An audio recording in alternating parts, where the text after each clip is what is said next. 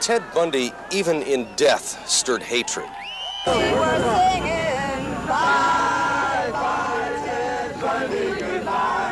An unprecedented crowd of hundreds started gathering before dawn. It took on a macabre circus-like atmosphere. Is this what you expected to find when you come out here? Folks dancing and singing? Yeah, why not? But a handful of anti-death penalty protesters.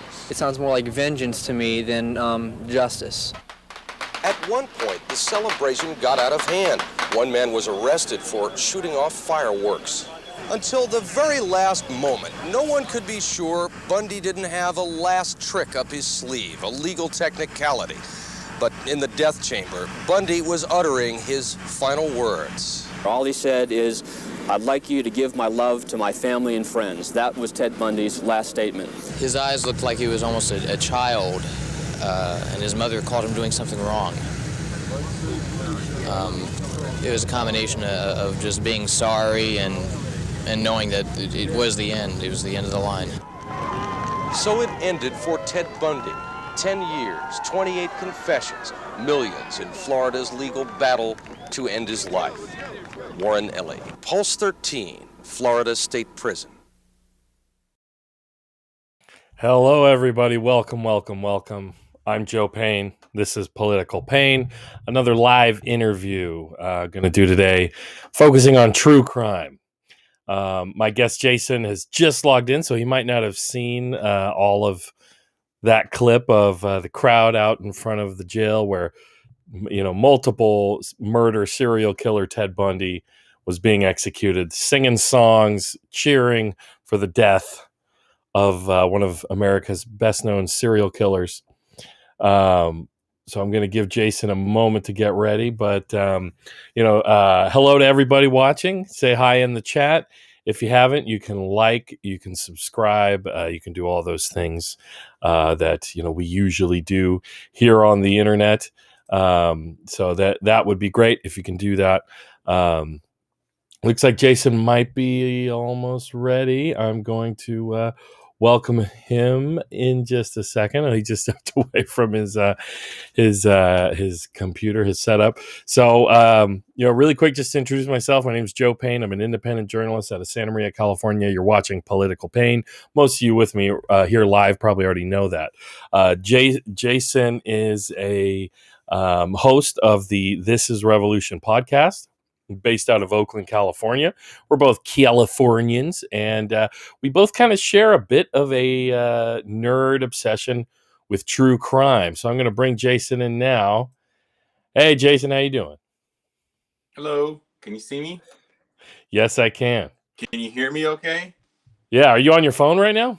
I'm actually on my phone because my computer is fucking up really bad. And so Jason's computer decided to take a crash on him right as we were going to get started. So, Murphy and his laws, right? Oh, I've been having computer issues all day, but I'm surprised it's working on the phone because they tell you don't use Restream on the phone, but apparently they've upgraded and you can use it now on a phone. So I'm actually mildly excited about this. So, Jason actually suggested I asked him what he used, and he uses Restream for his show, so that's what we're using here now. So I'm a bit new to it, so I might fumble with a couple things, but again, if you're here with us, John Ross says hello. Hey, what's up, John? To you, Jason. John does moderation for both of our channels, but and here is Valor as well saying hello, hey. Jason, why don't you tell us, how did you get into true crime? Is it, been one of your longtime fascinations? I mean, and tell me what your relationship is with it. I mean, I don't have any sort of relationship as in like I fucking went to prison for a while or something like that. No. I mean the genre of media. I feel like if you're into true crime, you either are or you're not. You know what I mean? Someone called me last night on the chat an old mom or something like that. I like this shit so much. And I'm not the only one.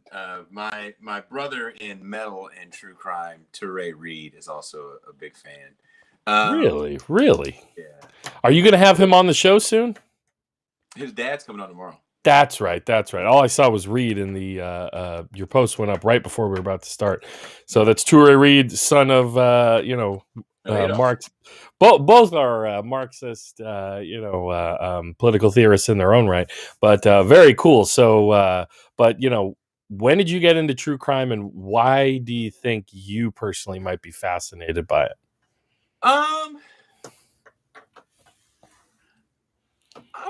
I grew up in front of a television, and I'm 40. I'll be 44 this year. So I grew up actually with movies of the week, and movies of the week generally were based off of actual stories that were like news stories that were happening. And I also grew up with a grandmother that watched like daytime talk show television at that time, which was a little different. Yep. And a lot of it dealt with true crime stories. So I actually would beg for these books. So I was reading like Anne Rule and shit. Wow. Like 9 and 10 At what age? At what age are you reading these books? 9 and 10 years old. Like I'm way too young to be reading, 600-page books about battered wives. Dude, that's weird. We have a parallel experience. You want to hear mine really quick? Are you the same way? Dude, my grandmother watched America's Most Wanted. Okay. And Cops, of course, right? They're back to back. They used to be back to back. Yeah, but then when I was young, like way too young, I watched Silence of the Lambs. Oh, Jesus.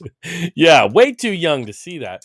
But I kid you not, I like, you get to an age where you're like, oh my God, it's like people kill each other. Like, you know what I mean? Like people get really weird about killing each other. And I swear to God, I went to the public library. I don't know if this is gonna like people are gonna see me there. I might get canceled. But you broke. I said, I don't know if people are gonna see me differently after this. I might get canceled. But in the 6th grade, I went to the public library and I checked out the book Silence of the Lambs, and I read it. And I didn't read much true crime. I mean, that's a novel after that, but it was just a thing where like I was just fascinated by it.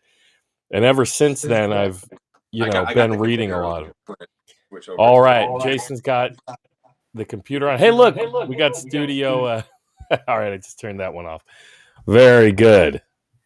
So yeah, I straight like a weird kid. I read Silence of the Lambs at a young age, and ever since then, serial killers and true crime have just been like, Your thing. One of my things. And then once I became a journalist, you realize that's a whole genre of journalism.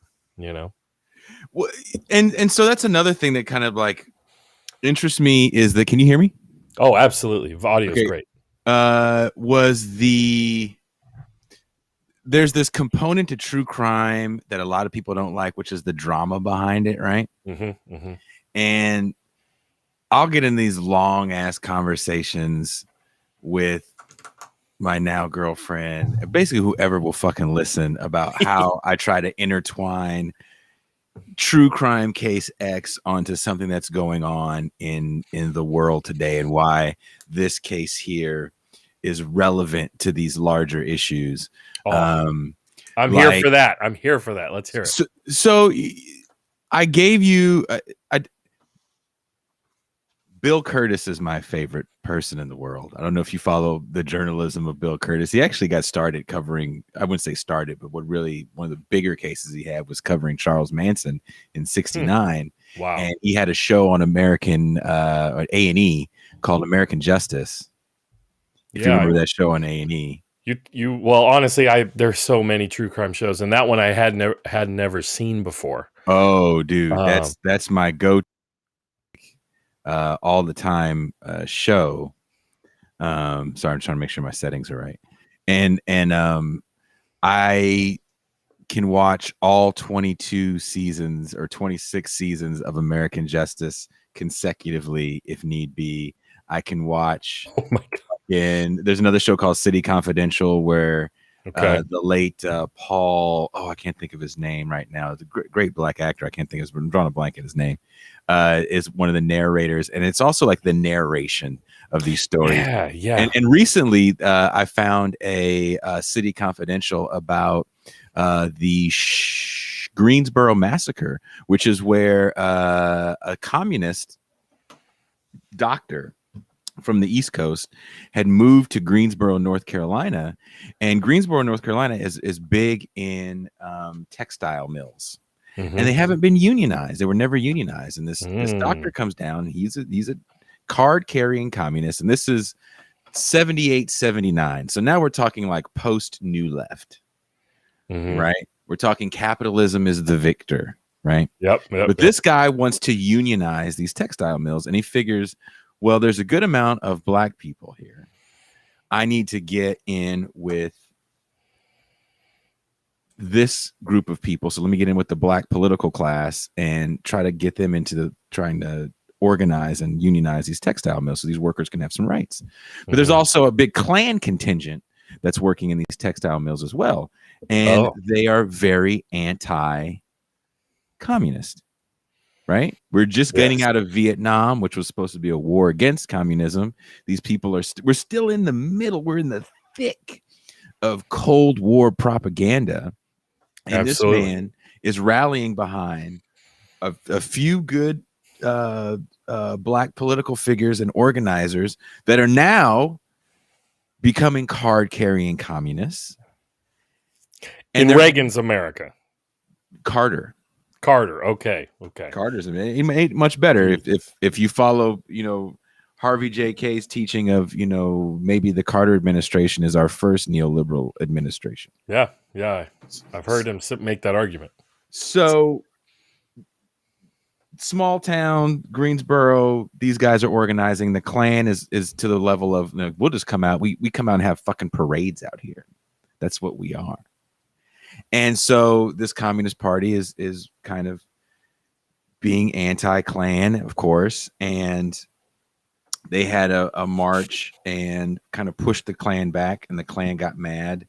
And the next day they were going to do another kind of anti-Klan march, and they were yelling out "Death to the Klan."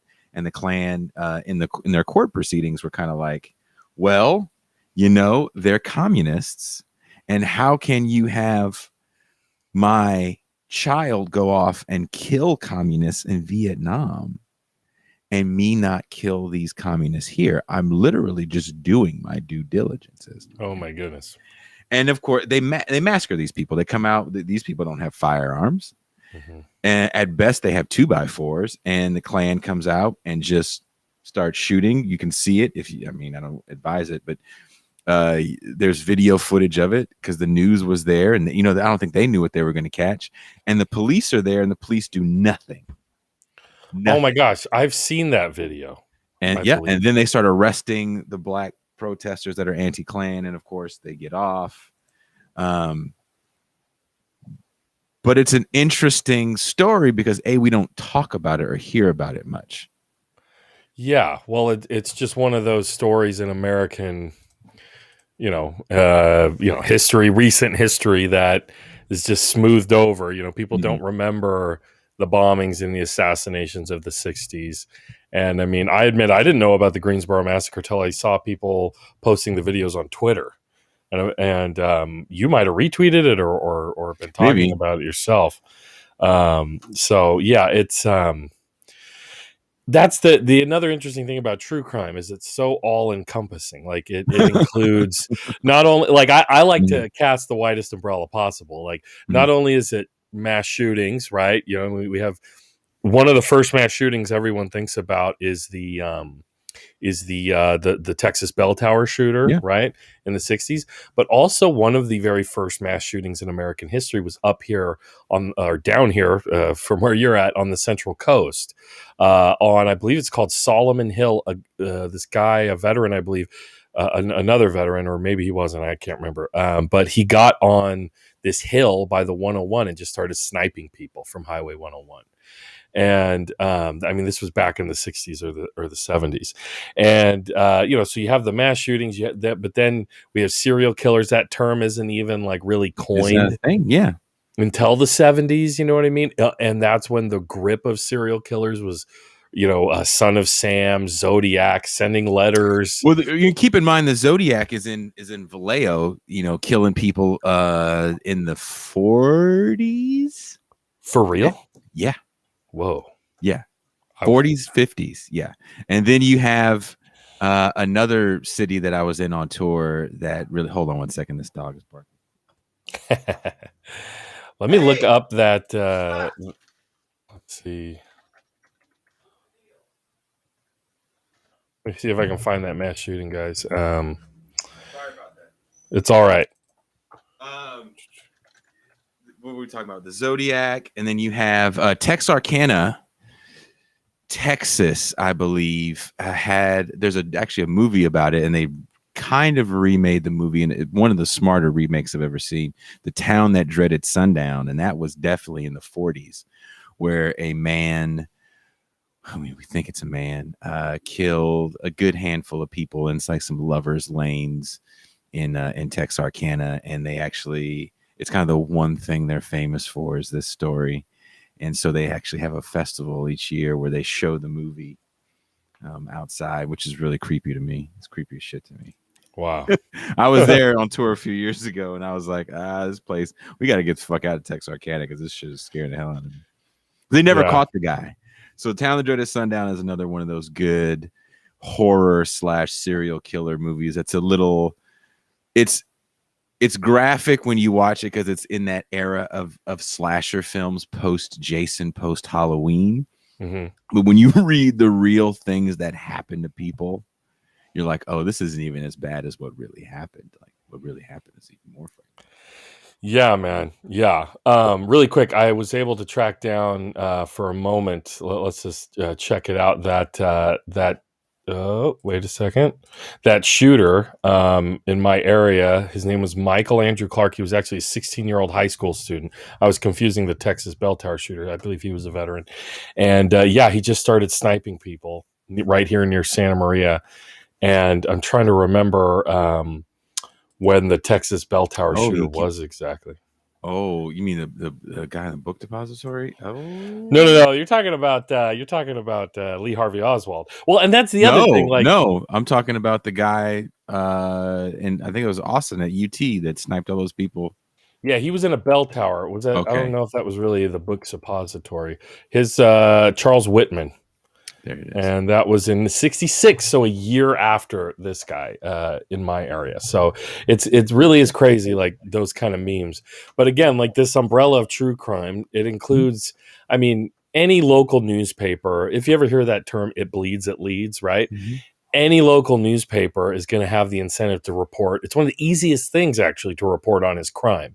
You know, in the old days, you literally just, there were, court reporters who just hung around the courthouse all day or listened to police scanners. Well, that's another case that actually made the Netflix movie thing last year. That was like a hot movie for a while. I can't remember the kid's name, but that one court reporter that was like I guess they got down to like one guy at the LA Times that handled court reporting. It's like Elian Gonzalez. His name was that poor kid who was tortured by his mom and stepdad. Yeah. I'm blanking on his name as well. But that's true crime. I mean, Tiger King is true crime. But that story for the kid really kind of fucked with me a little bit because a lot of it. Yeah. Not just the disgustingness of the violence, but it was just that there's a little excerpt of that series that kind of gets into the violence that his mom had suffered. Yeah. And that's something that, this show, I titled it, True Crime, Police, and Politics, but like it could definitely just, I mean, we can broaden it as much as we want, but out to culture and lots of different things. But one of the things that it always seems in a true crime story, it's always just tacked in so sloppily at the end, mm-hmm. or a good book, a good true crime book will mention it in the beginning, but the violence, like the generational violence that people involved who commit violence often have in their lives. You know what I mean? Mm-hmm. Well, you can't, I feel like, and maybe I shouldn't speak for the people that make it or write it. I feel like you can't humanize too much the monster in their mind. And I was on, Pascal and I were on Left Flank Vets. We do Left Flank Vets every Tuesday morning. Oh, cool. Tuesday morning for me. And and it's a segment called Not a Barbershop. And this last Tuesday, I actually got in a fight with the guest that was on there. Ooh, I got to go check it out. Who's that? I don't know. Some fucking guy. We don't need to say his name again. Okay. All right. His name is Fuck That Guy. And that's his name. All right. What was the fight about?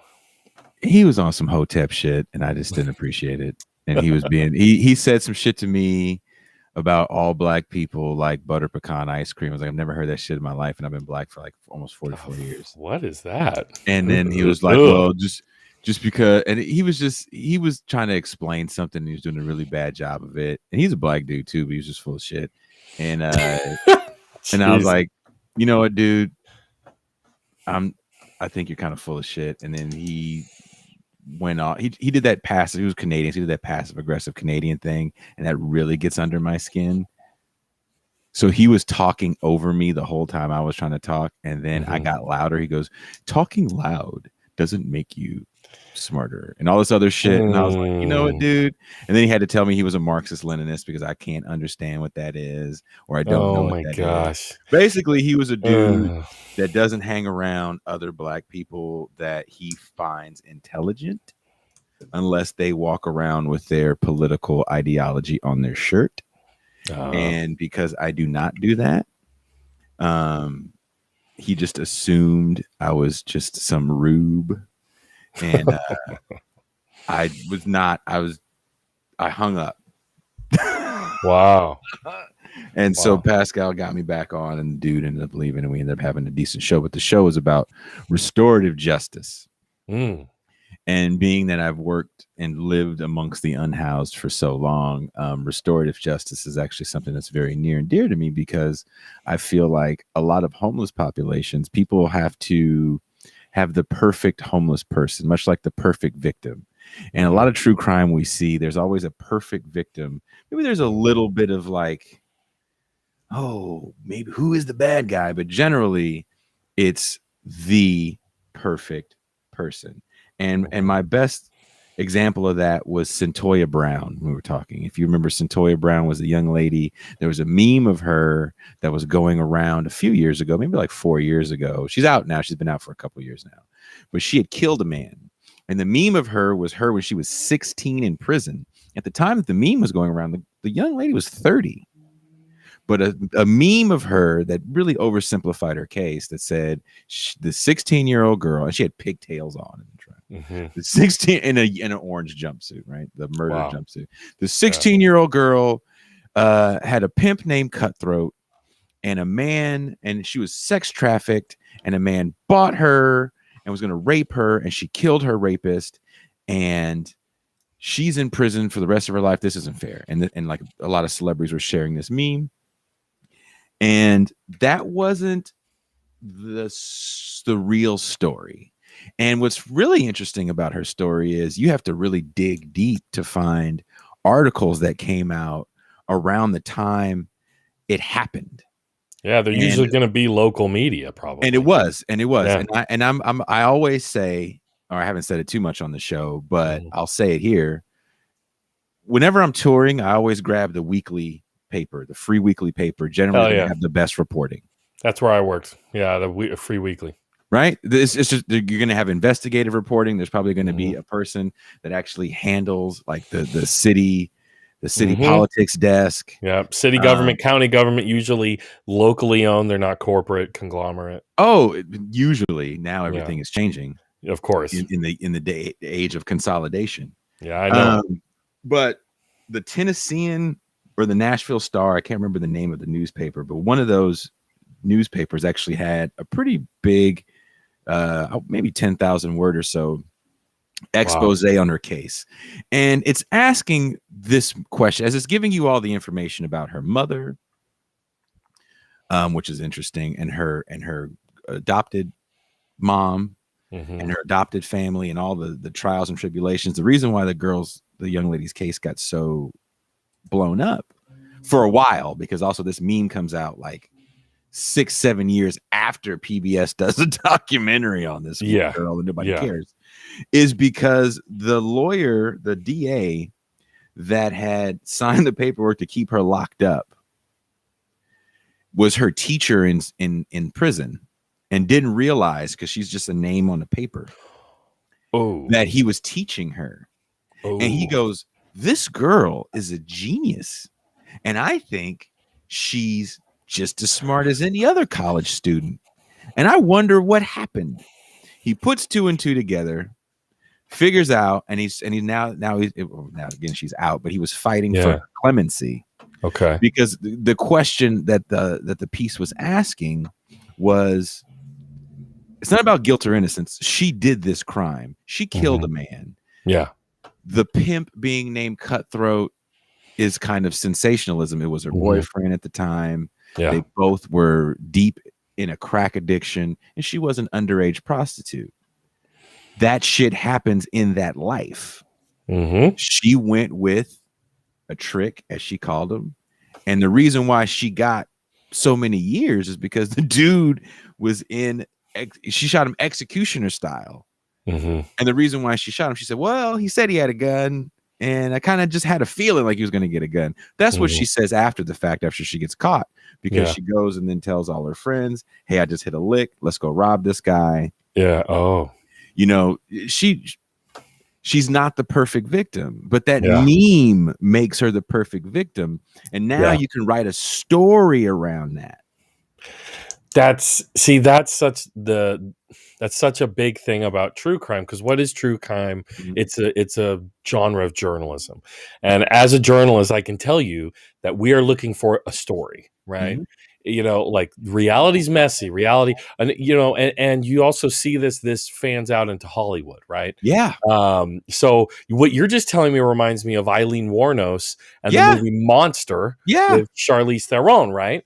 So that movie depicts Eileen Wuornos, that her first kill was a man rape. who was brutally and she takes it all back inside. The real Eileen Wuornos, the real Eileen Wuornos made that claim, and recanted later. But also the local investigators were like, this guy, like based on the story she told us, it doesn't match the forensic. Like the guy's sitting in the driver's seat. The way he was shot, he was sitting in the driver's seat.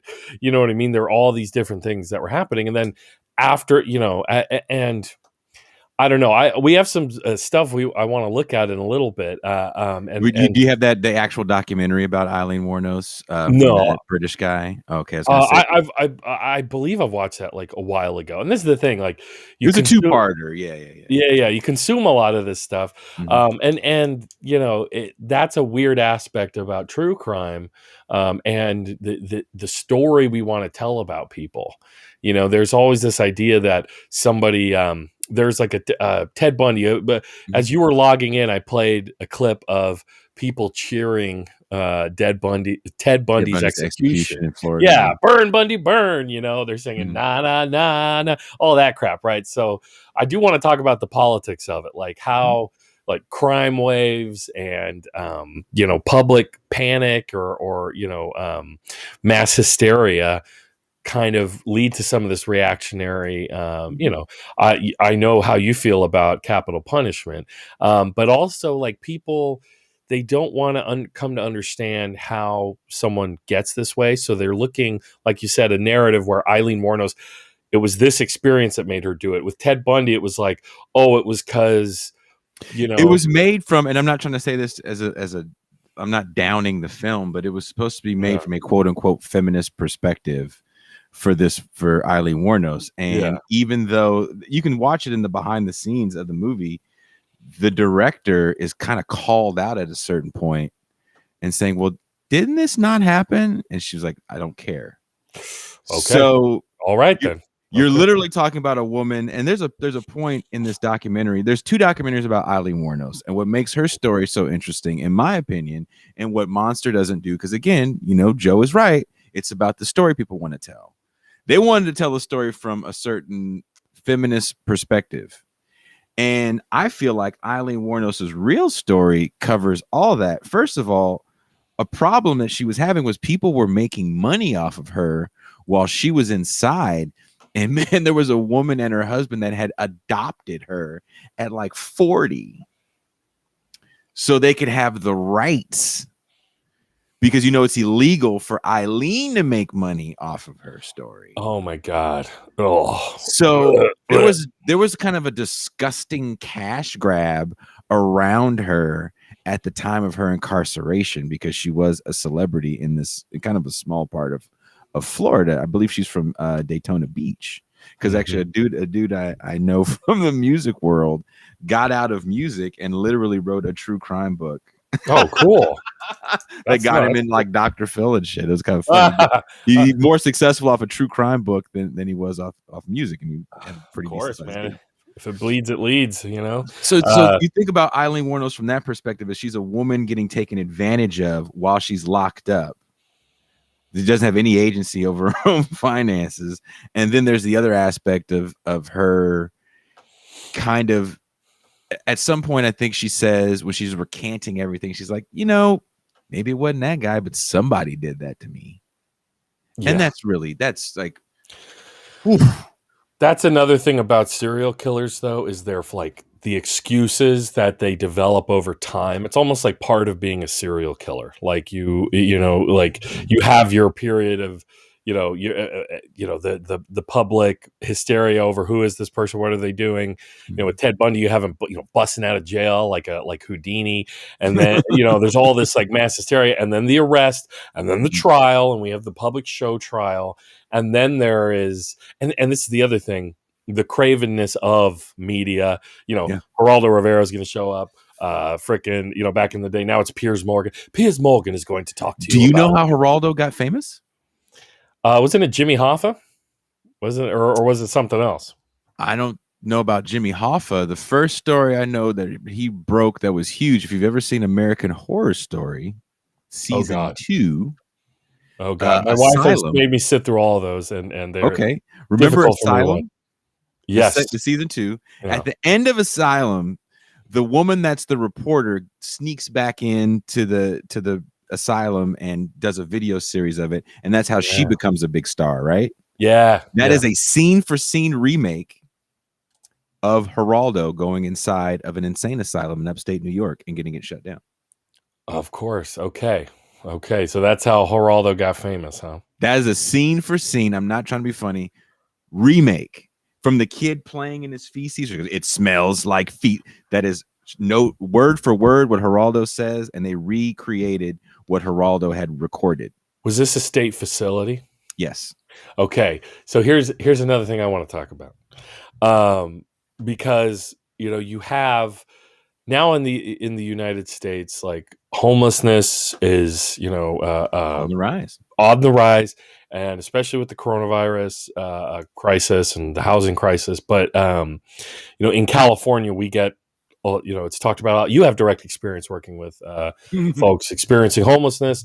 I live in a part of town where I hear people through my window all the time screaming and arguing, or I hear them digging through my recycling can and all of that. And at the height of this reactionary turn in the 80s, which really kind of starts in the 60s with Richard Nixon, right? Law and order. We need law and order, right? And then and then Reagan comes along, and he's even more about that. And as governor, all of them, absolutely. Clinton, Clinton, absolutely. Bush Senior. But I bring up Reagan specifically because here in California, once he became governor, he did deinstitutionalization, where he removed almost all of the state mental health facilities. Not that they were perfect, not that they didn't have problems like what you're talking about with what Geraldo saw. And also, I mean, there's dozens and dozens of films and messed up, horror movies and messed up, stuff like that. Over the cuckoo's nest. If one flew over the cuckoo's nest, right? But then Reagan took that policy nationwide as president, and so now we're facing this. We just had somebody in Santa Maria. We're known for our barbecue.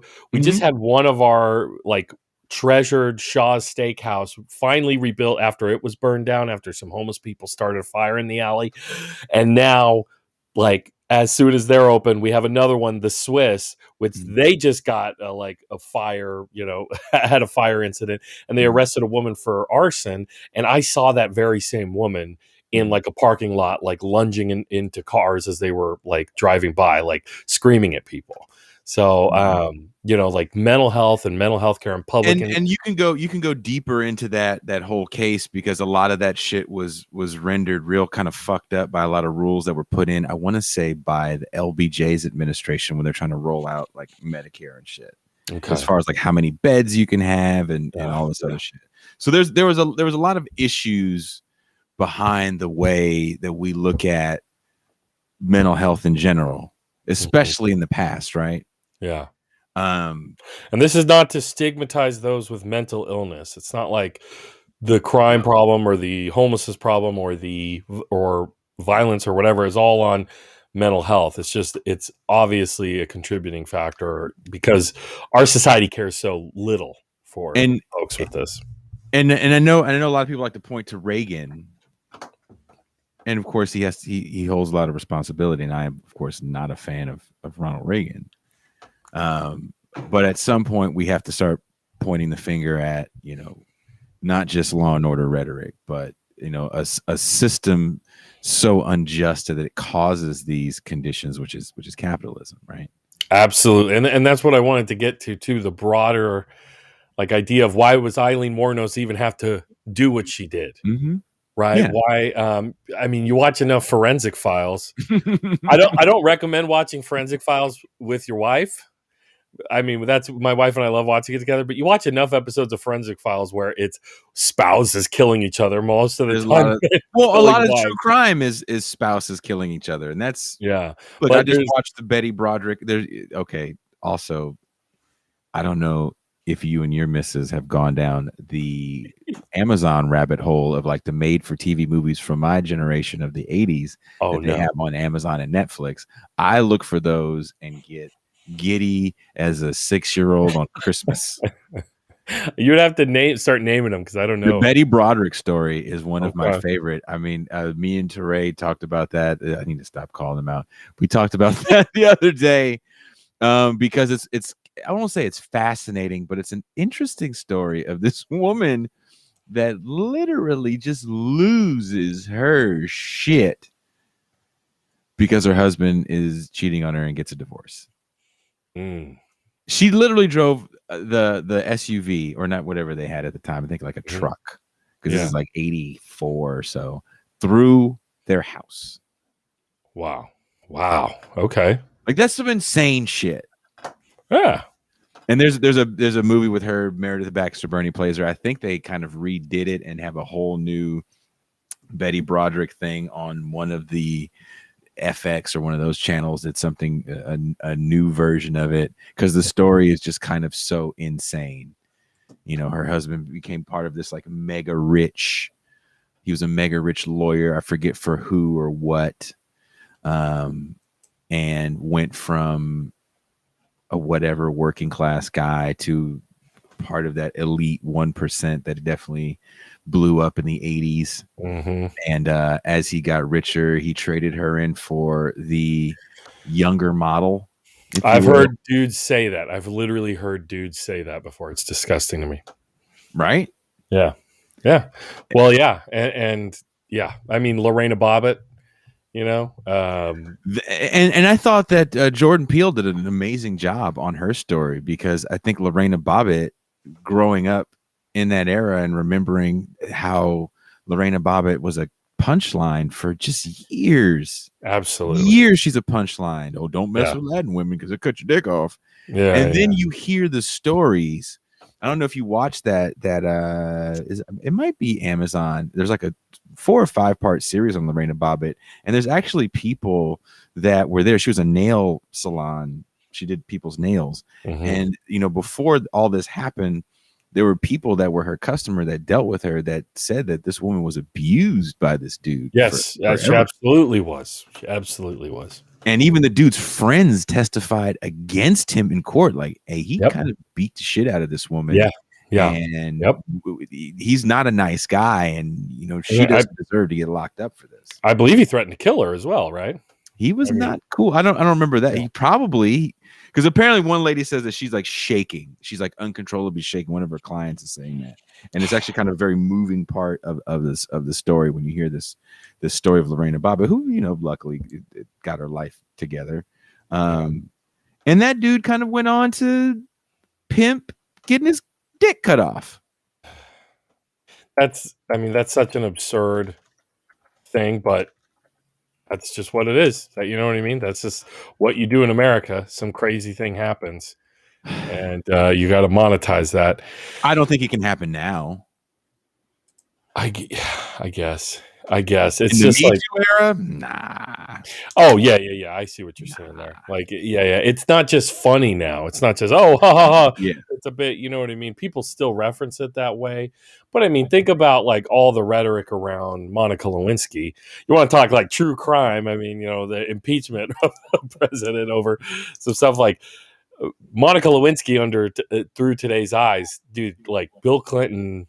I mean, there are a lot of people who believe Bill Clinton is a sexual predator, right? But like, Epstein.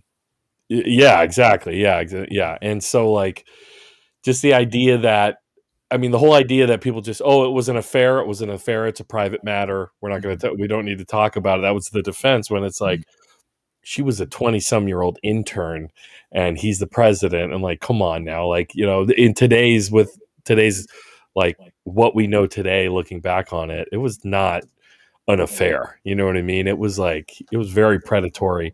Was it predatory? I don't know. I mean, Can she not? Are you a bad person are you a bad person if you think someone? It's one thing if he's like, if you want to move up in the world, the only way is with this dick. I think there was another thing. I think there was some kind of grooming going on there. I mean, come on, you know what I mean? Like he was he's Slick Willie. You know what I mean? we don't the Family Guy skit where he screws Peter and Lois. I haven't watched new Family Guy in a while. Oh, this is very old. This is very old. Oh, okay, I don't remember. That's funny. But I don't know. I think there's something to be said about like if Monica Lewinsky is being groomed, then what was Kamala Harris? Because she was screwing Willie Brown while she was a DA. So is it grooming? See, if you can call she wasn't his intern. She wasn't his intern. But what difference does that make? I don't know. I guess it make you feel better? No, if it doesn't. Kamala Harris I'm making excuses. If a Kamala Harris is a careerist, why is Monica Lewinsky a victim? Well, I mean, she clearly like felt she was in love with the guy. Like she has talked about this a lot. Like she thought he was going to leave his wife and all this shit. You know what I mean? Like that's something that a 20-some-year-old intern is going to do rather than a little more Machiavellian Kamala Harris who's already a DA. You know what I'm saying? She was in her 20s as well. As a DA? I don't know enough about the Willie Brown thing. That's the thing. It makes everybody feel better if one can be a victim and one can't. But it's like, why can't we look? If you're gonna look at one as the victim, why can't Kamala Harris be a victim? Willie Brown was just as slick. He was the first slick Willie in California. Or does it just not matter because we just don't like Kamala Harris the way we now want to like Monica Lewinsky? Yeah, that's interesting. I don't know. I would have to go look at that particular true crime case of Willie Brown and Kamala Harris. It's not a true crime. That's the thing. Know, that's the point. It's everybody Harvey Weinstein slept with. Are they all victims? Every single person? He's a shitty guy, part of a shitty system that I hate. I hate the Hollywood system. I hate the same shit that happens in music.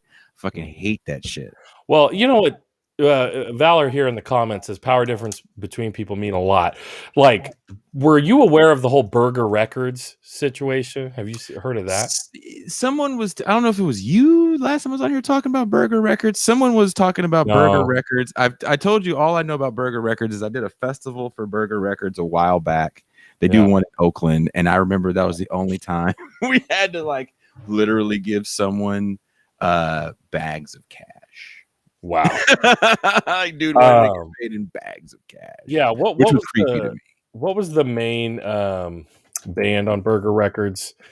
What was it, like the night? What are they called? The Growl? What are they called? Was it women? Let's see. I'm trying to find some of the artists. There's like a couple famous bands under Burger Records, and one of them is like, I just don't want to get the name wrong. I don't want to put it on anybody who's not in it. You know what I mean?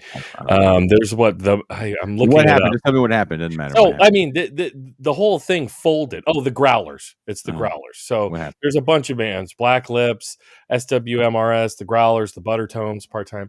But so the whole like Burger Records folded because they were on some Me Too shit, where they had like a couple guys in multiple bands who were grooming, like, whether it was girls who were fans. One was a girl who was in a band. She was 16 years old, and a guy was grooming her, on tour and all this stuff. So, like it, and this is the thing, like, I mean, that whole discussion that can happen anywhere between any, like that's where I get, the whole QAnon thing. Oh, they're trafficking, Hollywood and da-da-da. It's like anybody who gets power and is a creep abuses that power, right? We have sex scandals and child rape in the Boy Scouts, the Catholic Church, Hollywood, producers, Hollywood stars, politics. Dennis Hastert is the longest serving Republican Speaker of the House. The dude was a high school wrestling coach raping his students, right? And paying them hush money with taxpayer dollars. So like, that, I mean, this is where I say like true crime is expansive, but as far as that element of just like the exploitation of young people for sex, I mean, that's it's like it's widespread. It's not just Hollywood, and with I don't know. I guess you're kind of asking a question about Weinstein, like, how many of those women like were like, well, I'm making a pragmatic decision and I got to do this for my career. Yeah, sure. But he was also the dude, jerking off into plants in restaurants or whatever, like screaming at people like, you better come up to my room and all these creepy, you know what I mean? It's like, there's so many levels of coercion. Money. I have bad news for a lot of people. Yeah. People know that shit beforehand. We all know who the creeps are. You mentioned Family Guy. Seth MacFarlane's joking about it on the red carpet. Yeah. Ladies, don't, he was also trying to call it out because it was one of those things where, he felt like, from my understanding, that this is some shit that everybody knows about. There is a world that people see, and then there's the world beyond the velvet rope. And that's a very different world. I'm not saying anything is justified. I'm just saying it's a different world than people really have an understanding of. And I did a show with a woman. Actually, she's a counselor for homeless drug addicts, and we had gotten into a discussion. Somehow we got into a discussion about Hollywood, because for a while she's from Southern California. She's from Japan, but lived in Southern California for some time, and we had a whole discussion about that world beyond the rope. And she had been hearing Bill Cosby and Harvey. I've been hearing Bill Cosby stories before, hella people. And there was another name that was thrown into there. It was Quincy Jones was another name that was thrown into the stories that I was hearing back in the day. I remember as a kid, like junior high, hearing my dad mention, because there's reporting on it, like Bill Cosby settles out of court, you know what I mean, with another woman, you know what I mean? And yeah, it's just like, there was a collective shrug from everybody, like, I mean, art. I think a bigger story to me that hits home a little bit more, but it's interesting. I feel like, fuck it, I'll say it. I feel like there's a racial component to it where people don't really give a shit about poor black girls. Okay, this is fascinating you say this. Have you ever heard the term the less dead? No. This is a parlance that true crime aficionados came up with. Aficionados came up with the less dead. It Mhm. literally means serial killers know that there are people they can target Mhm. who police just don't care about. They literally, their deaths mean less to them. So they will target sex workers, they will target people of color, they will target the poor, you know what I mean? And but as soon as a serial killer who might be targeting, I mean, the Green River Killer got away with an insane number of kills because it was all sex workers and usually black sex workers. And you know about Samuel Little? He's now considered like the most. Is that the guy in somewhere back east? I think so. He's a He black killed guy. all those hookers. He killed all those hookers like in a Like crazy crack den that he was living in. I don't know too much about the Crackton. Let's just bring him up really quick. He's considered like the I believe it's Samuel Little. Here, let me do a screen share on his wiki. That's The the guy guy I'm thinking of. the guy let's see here. The guy has confessed he claimed to have killed as many as 93 women, and investigators have linked him to over 60 murders.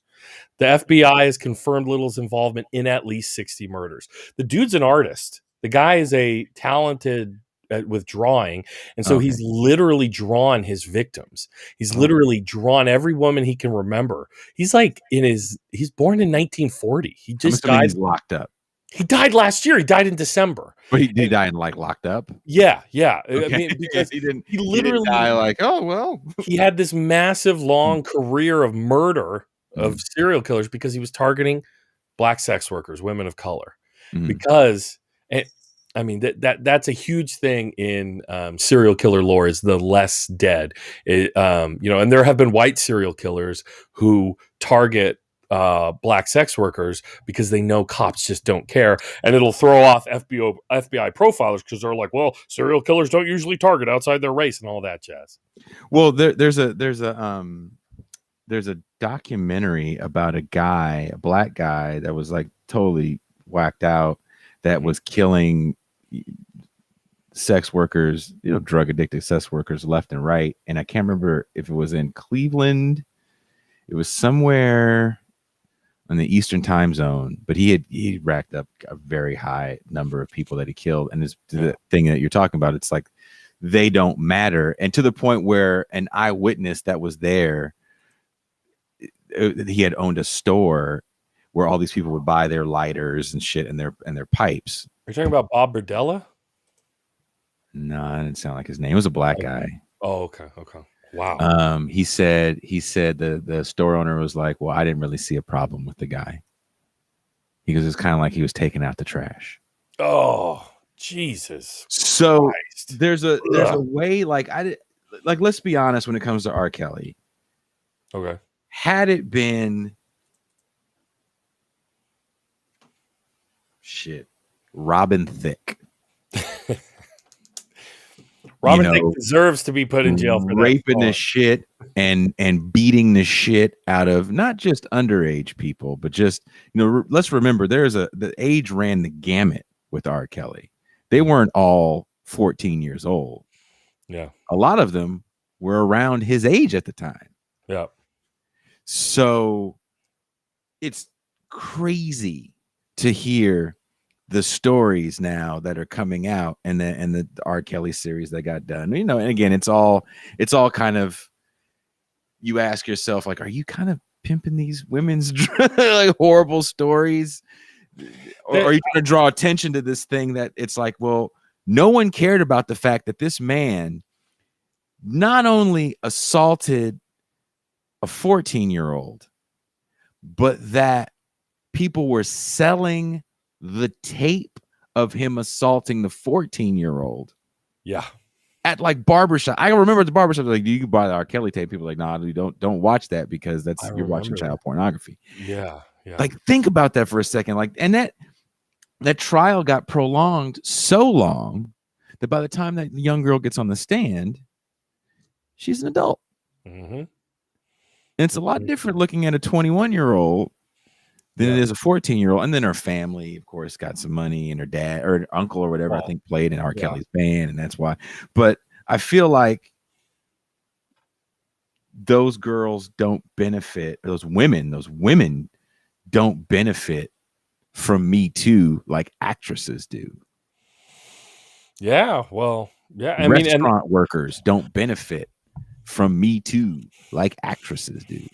Yeah, well, and I mean, this is interesting because I had a buddy, Sean with Tribunus Plebis Media. He who said had reticence about watching this. Like he said, I might watch it, but I don't like true crime. And I asked him why, and he's like, it just seems exploitative to me. Yeah, and that's a level of it for sure.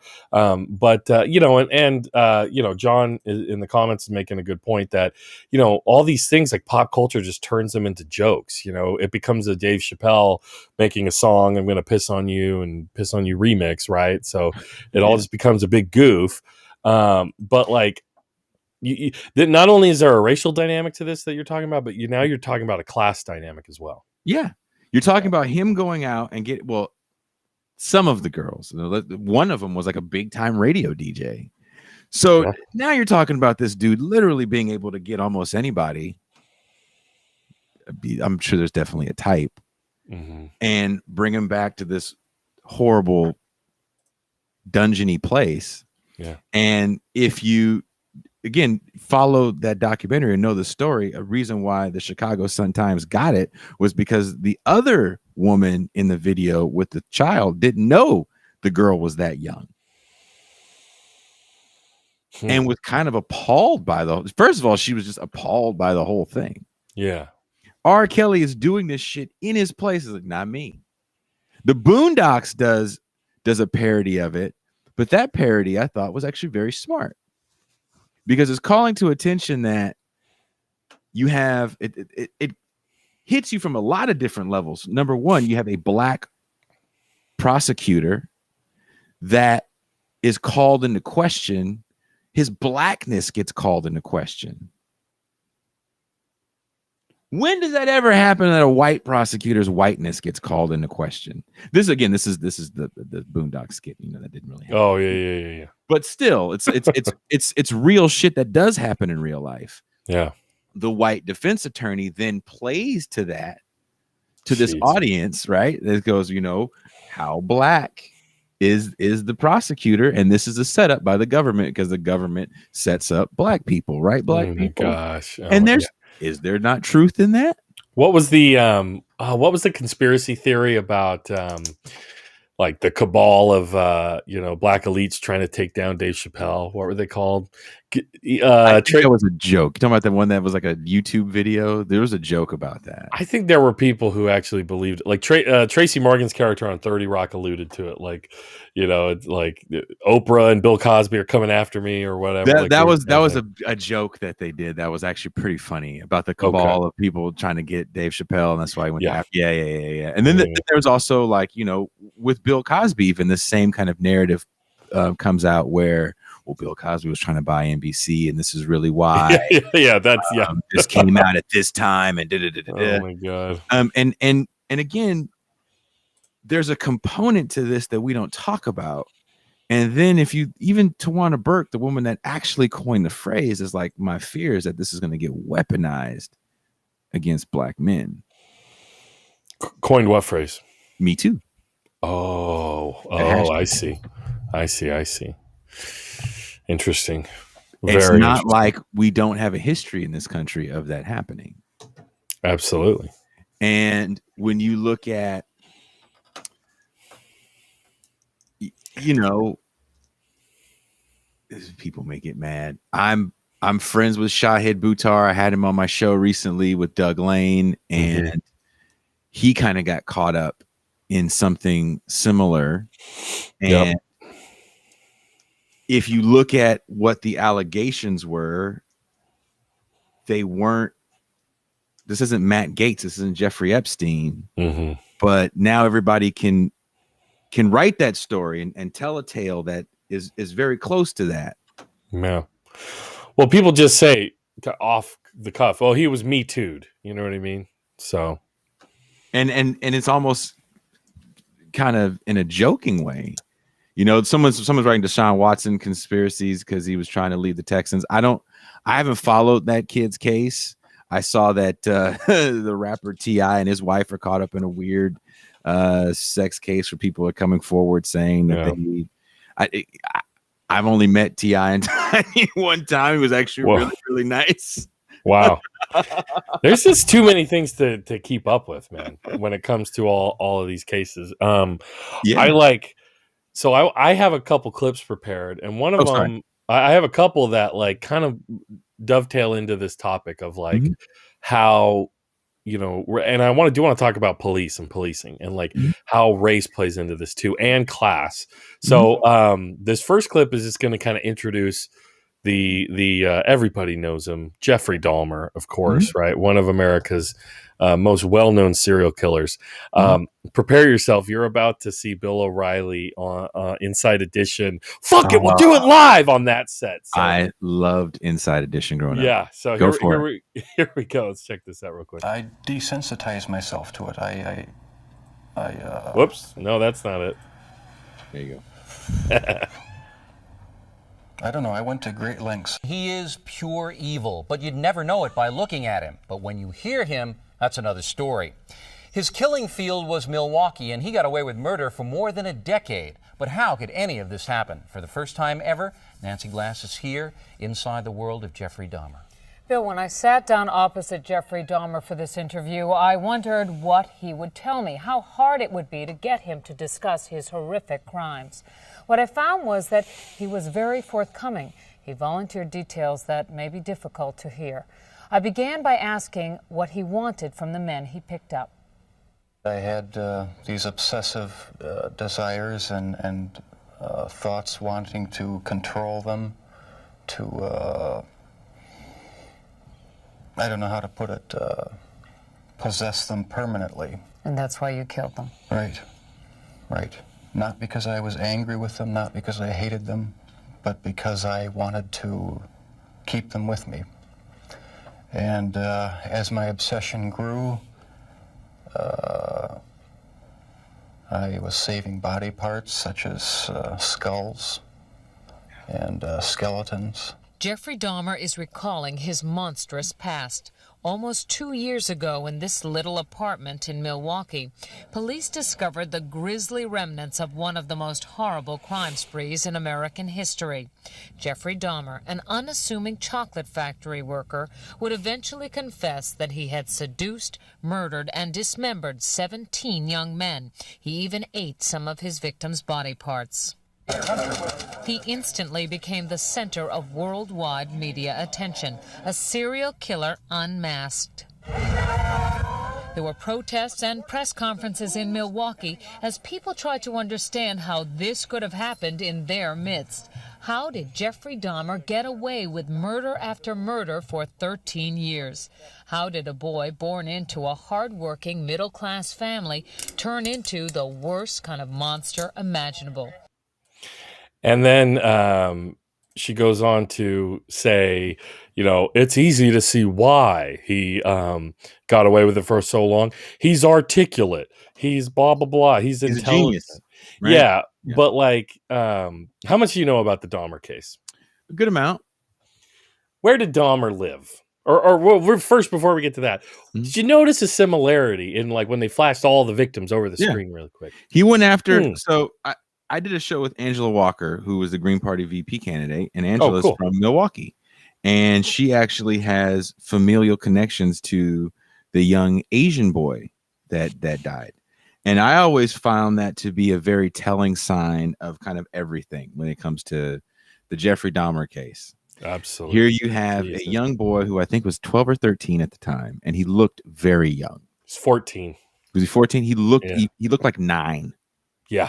He was a child. And he was bleeding out of his behind, and you can hear the 911 call from a phone booth back in the day when we had phone booths. Yep. I got it right here. Yeah. Yeah. And that woman's like, there's a little Asian, I think she says Asian boy, and he's bleeding out of his behind. Y'all need to come here. And the kid, he got dosed with LSD. He was out of his mind, couldn't speak English, and he was babbling in his native tongue, which I think is with Laotian. So the cops get there. Dahmer says it's a lover's quarrel, and they let him go, and he murders that baby. Yep. That baby. So you have poverty, sexuality, immigration, all of it right there. And he also killed and ate quite a few Negroes as well, because it's people that no one was checking for. Mm-hmm. And and Angela has a very tear-filled diatribe talking about this time in her city of Milwaukee and why the Dahmer shit really fucks with her, because they don't really like the fact that people look at him like he's a genius. You can say the same thing about Ted Bundy. Ted Bundy's not very smart. He did to women what you saw in Silence of the Lambs, your first book, right? I got the fake cast. Hey, I need some help. Okay, and hit you over the head. Totally. Yeah, they base that all off of That's not the suave, debonair, fucking ladies man that evil genius. Think. Yeah, no, none of these guys were evil geniuses like the way we want to portray them in this light. They're usually complete mediocrities. That's the crazy thing about it. Is that why they go to these lengths? I don't know, but the Jeffrey Dahmer shit, like really, really, I think it's episode 51 on my show. You can find it anywhere you see my show, but hear my show. It really fucks me. It's like it's hard for me to listen to that episode because she gets so emotional explaining her disdain for this dude and the police department that let something like this happen, because you have citizens now going, hey, we see a problem. So in this day and age where we're trying to paint this picture of there's all this anti-Asian crime, there's all this anti-Asian hate, and Negroes are hating Asian people and everybody, here you have a real case of a black woman seeing a young boy and doing what you're told to do. I'm going to call the police because he's bleeding out of his rectum. And they'll help. They're supposed to help. They're supposed to help. Let's watch that clip really quick, and we'll talk more about the police officers, because that story, we need to talk more about it. There was no time when you would see them and say, this is grotesque. What have I done? There were times, but the compulsive obsession with doing what I was doing overpowered any feelings of revulsion. This man with a quiet, almost shy demeanor became a master manipulator who was able to lure strangers he met at gay bars to his apartment. He was even able to con the police into returning a 14-year-old boy to him after neighbors called 911 upset that the child was in the street naked and bleeding. Dahmer convinced the police that he and the boy were simply having a lover's quarrel. It's an intoxicated boyfriend of another boyfriend. Well, how old was this child? It wasn't a child, it was an adult. After the police left, Jeffrey Dahmer murdered that boy, You believe that? phone. This man says he had a near-fatal encounter with Jeffrey Dahmer. He wanted to take some picture of my back. He hit me with a rubber hammer on my neck. He was lucky to escape because by then the killing had become almost routine. Before you went out. Yeah. So here you hear the neighbor, you hear how incredulous she sounds. Like the child. You mean the child? Mm-hmm. No, ma'am. Boyfriend, adult. Mm-hmm. It was an adult. If they had done their due diligence, Dahmer had a criminal record for molesting that poor boy's brother. It's disgusting. And not only is there, Dahmer was the only white dude living in a apartment complex that was almost entirely black people, and like this Laotian family, and Laotian, and it was in that part of town, and then you add the gay stuff on top of it, and the cops were like, ew, and they 90s. Literally they walked this kid.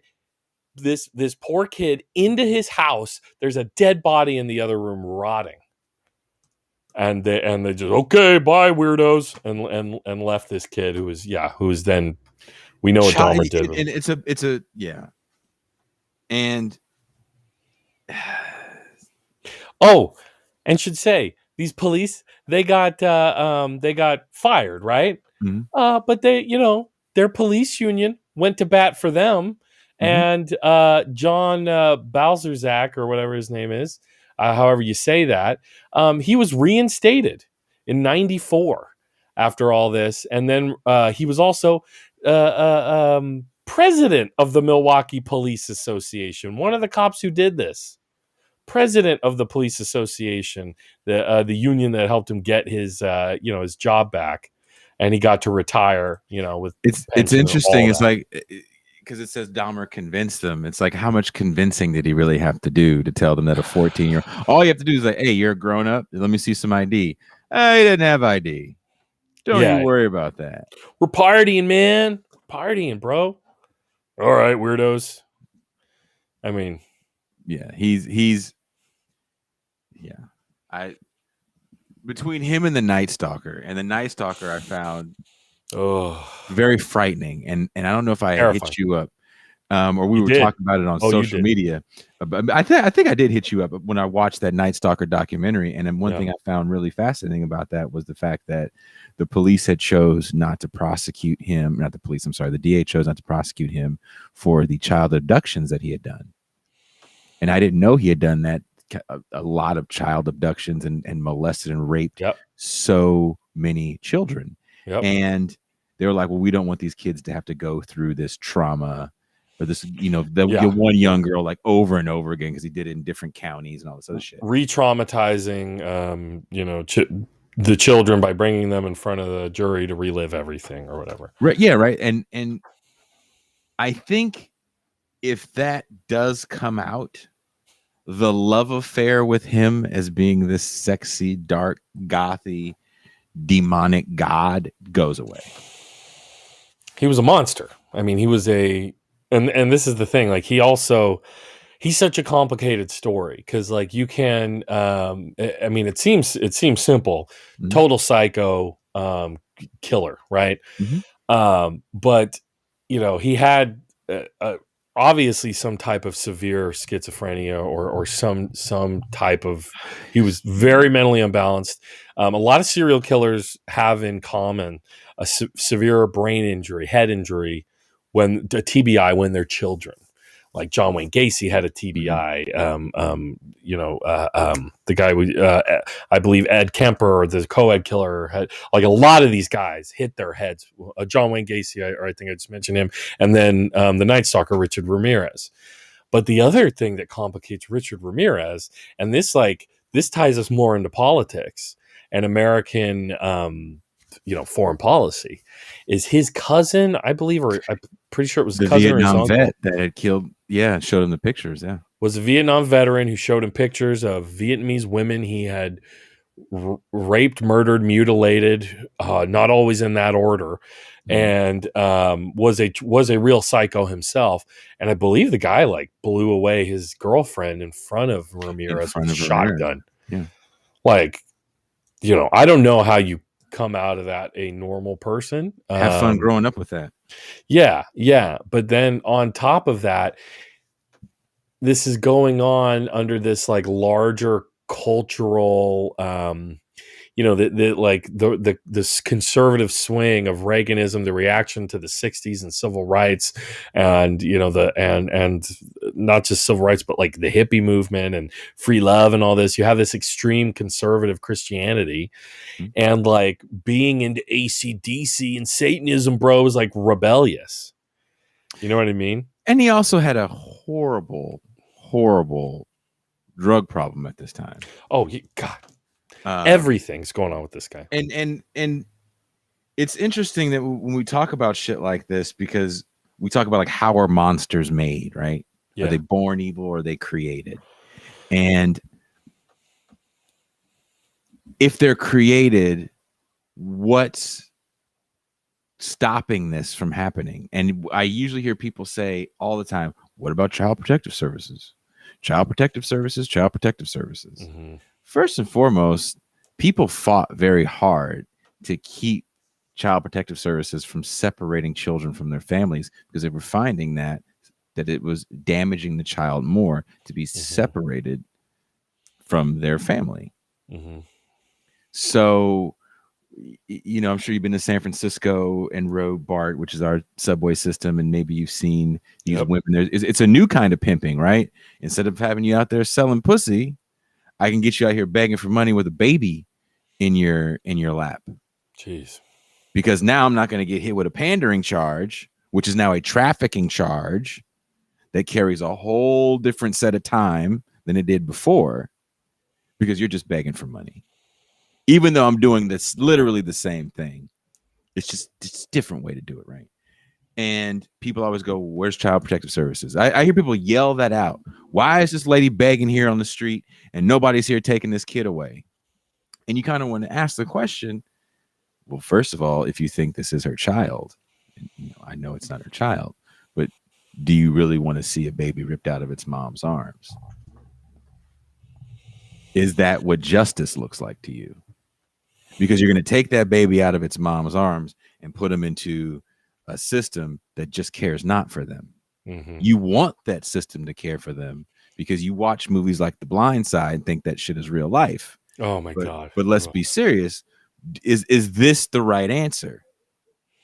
And more often than not, go ahead. How many stories, I was just to interject really quick, how many stories of foster families, you know, foster parents with kids in cages, you know, fucking Joe Biden and Trump, but literally with like kennels in their like barns or whatever of kids, and they're collecting checks on these kids. Like that's a story that keeps coming up. People who know they can grift foster. Missing. Kids missing. Here's a real story that happened while I was at the shelter. There was a dude that I later found out. Nobody gave me the fucking 411 on this, which kind of pisses me off. There was a dude, he was a little, I wouldn't say slow, but he didn't seem like he was all there. He'd always have seizures. And he had to move to an area that we had for a while, like sectioned off for a certain kind of bathroom. But then he moved into this room. This is a series of hotels, right? This is a hotel complex. And so this dude moves in there, and he had asked if he can get his nephew in. And he couldn't because he had to be a guardian of this kid. And the guy goes, well, I got a letter from his mom. We're like, that's not going to work. You know, you're going to need actual court documentation that this is first your family, and then B, that you are the guardian of this kid. It was kind of over his head. He was like, whatever. And so one day we see the kid in his room, and his caseworker at the time was like, hey man, can't have the kid here. You got to take him back to wherever he lives. And the guy was like, well, this kid, his mom is on the streets like me, and she just got with a dude, and he's got a place, but he doesn't want this kid. So let me just keep this kid. Same story. Hey man, you need documentation. Blah, blah, blah. We don't know who the fuck this kid is. There's nothing in your paperwork file that says you have kids. Why are you taking in your nephew? So I get a phone call one day, and it's the dude's caseworker. He goes, hey man, that dude came in with a suitcase. I think he tried to smuggle that kid in. And by the way, the kid is about 6 years old. Jesus Christ. And so I'm like, you really think he's smuggling a child into his room? He goes, just check. Knock on the door. And I'm like, hey man, is that kid in here? And he goes, yeah, he's right here. And the kid pops out from behind a bed, nothing on but his underwear. Oh no. Now my son runs around the house sometimes with nothing on but a diaper. Sometimes he runs out tallywhack swinging. He's 2, but it's my son. I'm not sneaking him in to rooms and suitcases. Yeah, in a shelter. And it looks very suspicious. Absolutely. The person that ran the whole thing is there. And I'll be honest with everybody listening, you're just not equipped to handle this the way I think the average John Q. public wants it handled, because we have a lack of public health infrastructure in this country, where the foundation world is trying to fix one bleeding heart liberal problem at a time. So if you want people to have housing, well, we'll give you housing. But as far as like wraparound services and what goes on inside that housing, don't worry yourself with that. Because I think people want to think, well, once everybody gets housing, then we fix the problem. It's like, well, you understand you're just taking the street, whatever goes on in the street. Because again, we're not dealing with perfect individuals. No. So anyway, we need a holistic. I just put up this comment from Jay, kind of talking about from earlier, talking about what you're talking about, and we just have such a lack of a holistic system. You know what I mean? That like raises the floor of this country. I mean, you know, and like I was talking about if it bleeds, it leads. But like, I mean, you know how many homeless people just freeze to death overnight and there's nothing done about it? The PD doesn't put out a press release. The local media doesn't find out about it. You know, they only find out about it if it's a slow news day and it could be an interesting story. But like this kid, you know, eventually we find out where the kid lives, and the dude actually didn't have a car at the time, so we had to pay the facility pay like $300 for an Uber to like drop the kid off at his mom's. But you know, and I'm trying to ask the kid, like, are you okay? You know, because you're, first of all, you're worried, like, what the fuck is going on? And so the kid actually was very calm, very mature for, I think he was 6. That's a warning sign right there, man. Have you ever heard of the podcast Small Town Dicks? Mm-mm. This is a true crime podcast. Some might call it propaganda, but of all people, the host of it is what's her name? Yardley Smith, the woman who does the voice Bart of Lisa Simpson's Simpson. Or Lisa Simpson. Yeah. Sorry, yeah. So it's Lisa Simpson, right? So it's really weird. You're hearing Lisa Simpson, and what does she do? She interviews police officers. There are these 2 twins who are her co-hosts. They're like officers. One's retired now, and they bring on other officers, and they just talk about a case. So they literally, like, from the moment of the call to you know, like open and shut case, you know, which is a great way to make cops look good, is like the cases they have solved and achieved, you know, an outcome. But one of them that's really creepy was like it was like a veteran cop and then the rookie trainee, and they see a car like parked, you know, it's like a rural area. So that's what's a trip, is they interview a lot of sheriffs in rural areas, and people like to demonize the city. But buddy, there's all kinds of crime going on out in the country. That is just, it's just because it's not all packed in doesn't mean it's not happening, right? And they, you know, down this country road, they see this car parked, and they go up to it. It seems suspicious, and there's a like 40-some-year-old guy with a 12-year-old girl, and it's like cold out. It's like 40-some degrees, high 40s, and the girl's in like tube top and underwear. And this guy's just sitting with her. It's like 2-3 in the morning, and they're like, "What are you doing?" And that was the whole thing. The girl was like totally sounded mature, sounded adult, knew all the things to say. Like, "This is my dad. I don't have, everything's fine. Yeah, we're just sitting out here. Do you wouldn't need anything else?" Like kind of oppositional, but in a very subtle way with the police. And like, you know, the guy has a story and everything, and the rookie is just like, what's the problem? Everything seems fine. But the old grizzled veteran cop, it's like the hairs on the back of his neck are standing up, right? And he's like, there's something going on here, kid, you know. And long story short, this dude had convinced a mentally you know, not all there person woman who was pregnant to put his name down on the birth certificate, so that he could, yeah, dude, so that this girl would be his kid. And she didn't want the kid at all. But he groomed this mentally ill woman who was pregnant, had no, like, there's no proof that she was his daughter, and got her from a young age. And he was trafficking her. He was molesting her and he was trafficking her. And like the way they had to build this case was like, it was heartbreaking because he had groomed this kid. Like she knew everything to say to police and stuff like that. So like that story reminded me of that. Police are the enemy and authority is the enemy. And that's another thing I don't think people understand is snitches get stitches. Well, I think everybody snitches. I think it's less than snitches get stitches, and it's more of you are the person that is out to get me. There's nothing good you're going to do for me.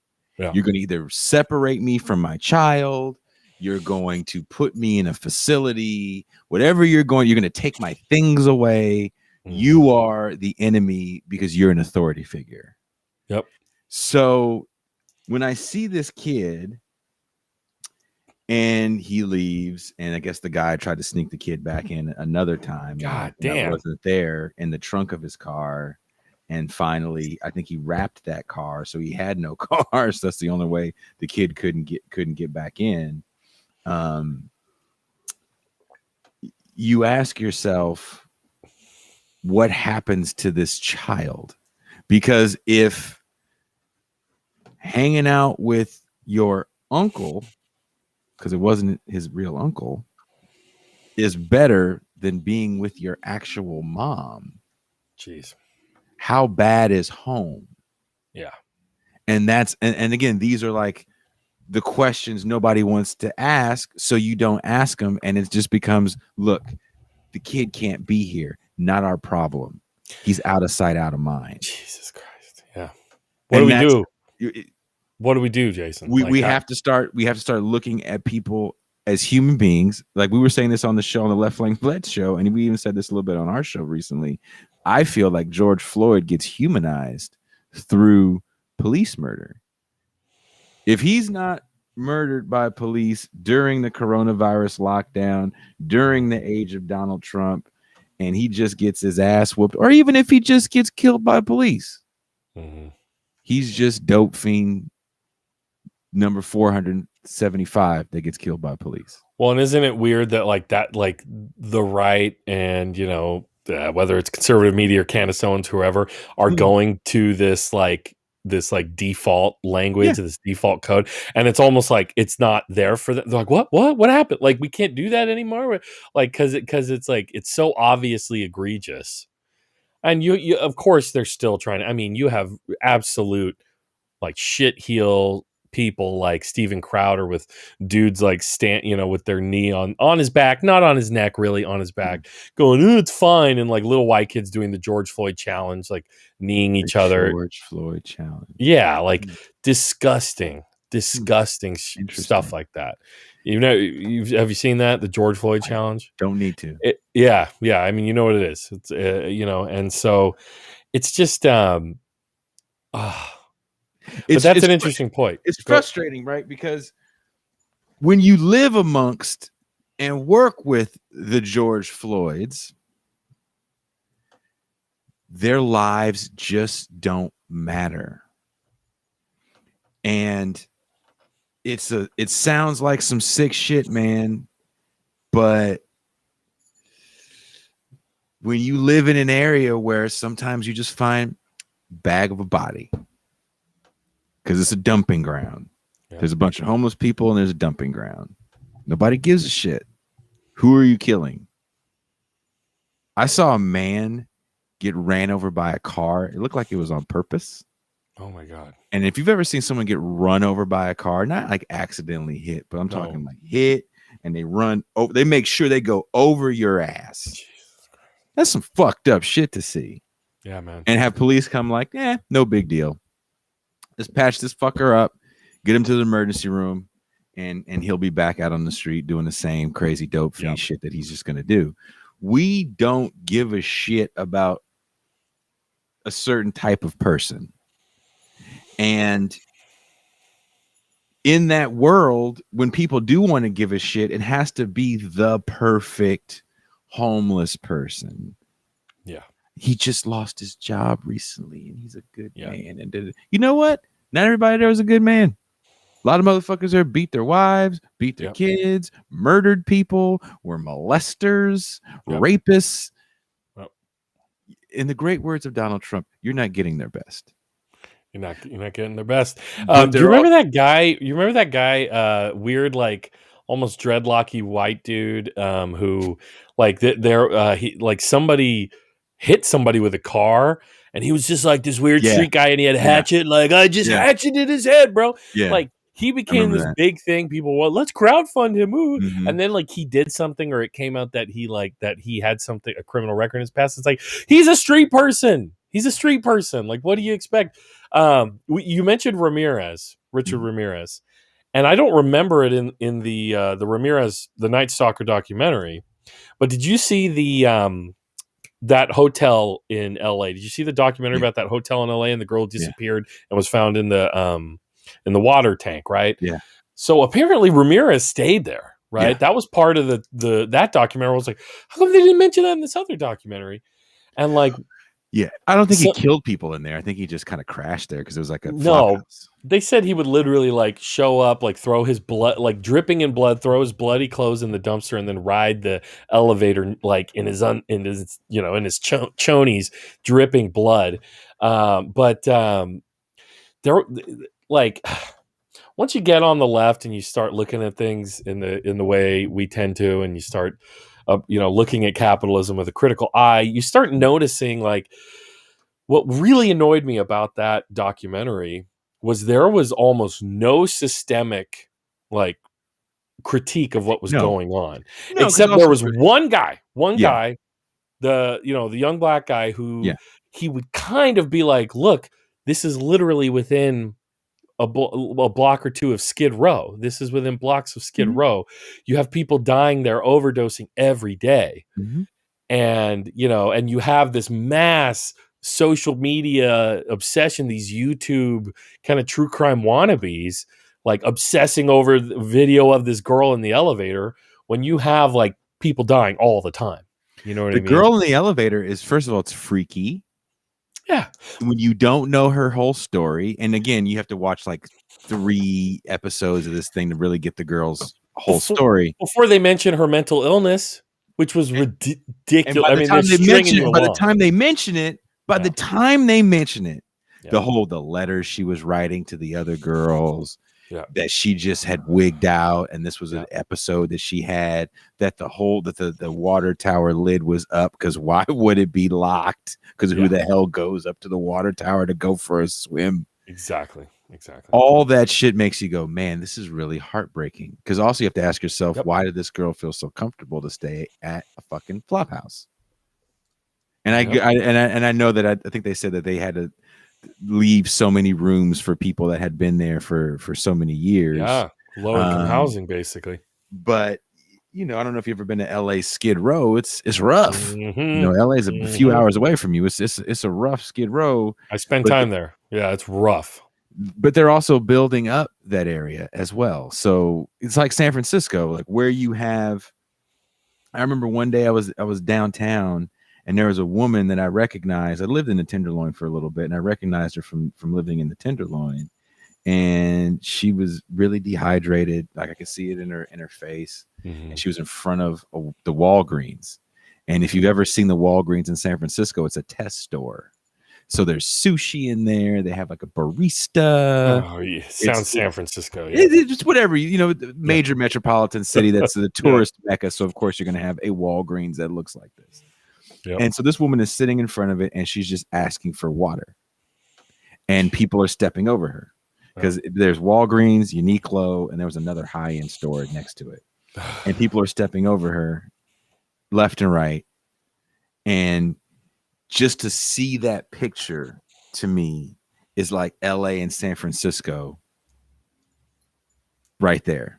I saw it so much in LA where there's people.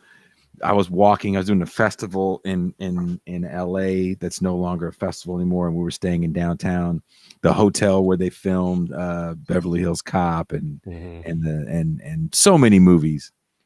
And as we're walking to a restaurant to go eat, I'm talking to my coworker, and he literally tripped over a person because they can't sleep right under the doors there, so they sleep in the sidewalk. Yeah. And we're like, dude, is this worse than San Francisco? Or like, Nobody gives a shit. Are we the only ones appalled by this? And why does this become normal to people? How do you let this become normal? But then you start to ask yourself, well, how much does it cost to fucking house somebody? 2 years ago, LA spent like $1 billion to house something like 6,000 people. It's not a lot of people when LA has like 60,000 homeless people. And the number up here in the Bay Area is about the same. Yeah. Yep. That's a lot of money. Yep. There's a LA Times is a great story on a low-income housing complex that never broke ground because it would have cost the developer $1 million per unit for a low-income housing complex. Yeah. That and I've heard that here in my city, like because frankly, because we don't have federal subsidized affordable housing, low income housing, and in California we do have insane. I don't mean insane, and the regulations are over. That's over regulation, but we have insane building codes because we're on a fault line for real. And so it needs. We don't need these. We don't want these buildings to collapse on people, and so it does cost so much, especially because low income housing. The big thing in California with so we don't fry people alive every fire season is like we got to build up and not out, right? That's like the big thing, and so we need apartment buildings, more apartment buildings. And, it was like a similar thing, like close to $1 million per unit. And, you have the local city council. That doesn't sound very affordable to me. Yeah. Regulations to have like parking space per unit. Are you going to do underground parking or above ground? Do you have space to do above ground parking? Yeah. There's all kinds of shit that like keeps you from being able to build affordable housing the way you want to build it. So that's why SRO, single room occupancy, i.e. hotels. Yeah. Was a viable solution and was a viable solution before Corona. And if you want to look at it as simply just a bailout for the hotel industry, I'm sure some people cashed out because a decent amount of hotels got sold actually to counties, to municipalities. Yeah, Austin. Well, even here in California. Yep. But it's like, okay, well, great. That's step one. Then what? Because again, we're taking that street and we're putting it in a building. And if you're not going to try to have wraparound services and really help these people, if you're not going to throw the money in to help them, well, that becomes a rundown eyesore.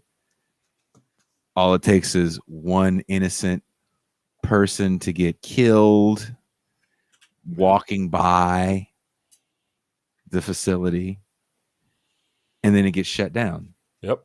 Tough on crime rhetoric will kick in. Always does. So let's talk really quick. I mean, we're not done with Richard Ramirez. Okay. Like he's a huge part, I believe, of the satanic panic of the 80s and the 90s. Dude was carving pentagrams into his victims and painting them on the walls. Really quick, I have a clip of Ramirez. This dude was legit terrifying. Like he terrified people. He scared me. Yeah, he's a scary guy. And I think I told you, like I wouldn't go to bed. I was scared, slept by the door. He was legit terrifying. This is forever. Yeah. Well, and I want to get to that in a second, but here is and the combativeness of this journalist is very funny to me. It's like the silliest thing to me when journalists like sit down with a serial killer. You've sought out a monster, and you're gonna really, signal how indignant you are, and all of this stuff. But just there's a couple of things I want to talk about here. One is like the Ramirez in a way to try to, kind of remove himself from which all serial killers do, remove themselves from their crimes, is he wants to make a systemic critique of his own. But then he starts talking about like Satanism stuff. So let's hear this really quick. You have now entered a very rare group of people in this country. You're in the ranks of Charlie Manson, Ted Bundy. You claim you didn't commit these murders, but you're right in there now as far as everybody else is concerned. Serial killers do on a small scale what governments do on a large one. They are a product of the times, and these are bloodthirsty times. Even psychopaths have emotions if you dig deep enough, but then again, maybe they don't. Do you have emotions, Richard? No comment. Tell me what kind of emotions you got going through you right No now. comment. I'll tell you what, I gave up on love and happiness a long time ago. Why? I don't care to explain that. Somebody- Let the quote stand for itself. People in this day and age are brainwashed and programmed like a computer at being nothing more than puppets. This nation, this country is founded in violence. Violent delights tend to have violent ends. Madness is something rare in individuals, but in groups, people, and ages, it is a rule. Killing is killing, whether done for duty, profit, or fun. Men murdered themselves into this democracy. You're good at reading your script, Richard, but you're not much at answering my direct questions. A lot was made that you're a devil worshiper. Do you worship the devil? Have you ever studied Satanism?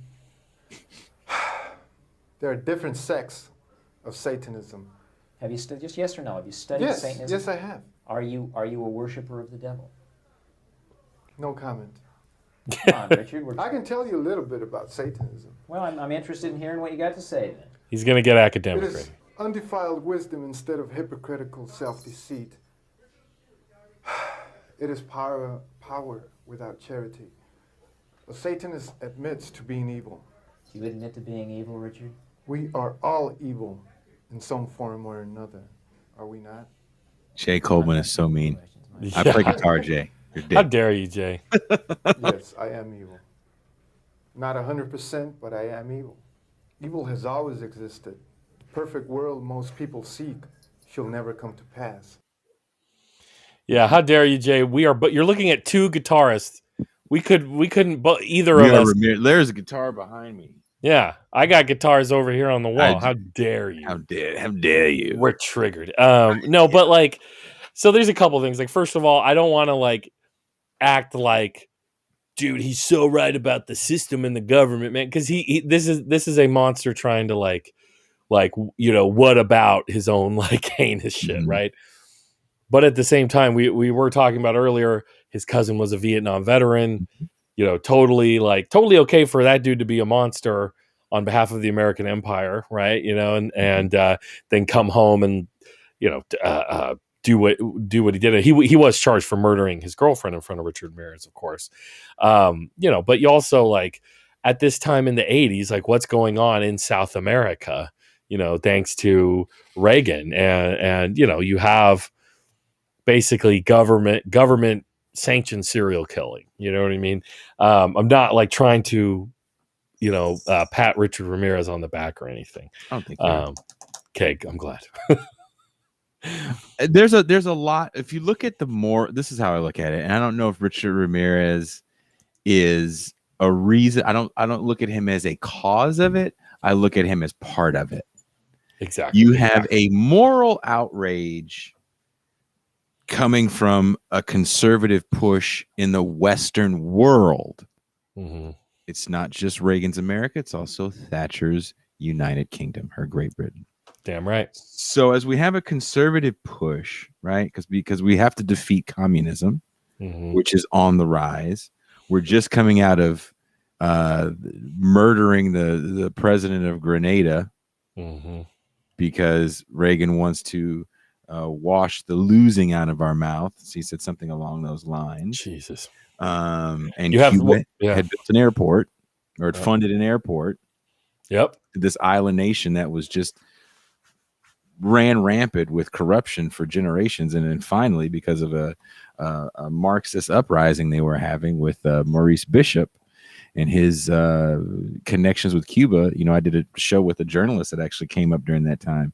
And he's like, we had hospitals for the first time. We had roads. They were building housing. Like things were looking up for Grenada. There were people leaving the Bay Area, actually, because they looked at Grenada as kind of like, this is the paradise that we wanted in our liberation years isn't going to be in Grenada. And of course, the U.S. comes in and invades. So we have this pushback against anything that is of the left. Yep. And also, let's look at pop culture, right? I love looking at pop culture at this time.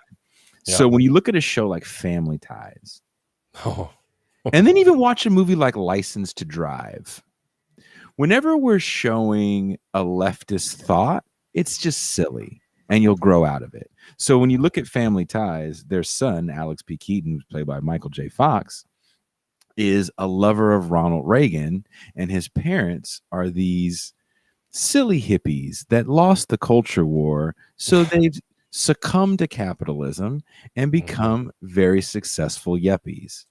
So why they wax poetic about their protest days, it is just that. It is looking at the rear view mirror of a charmed middle class life. It's nostalgia.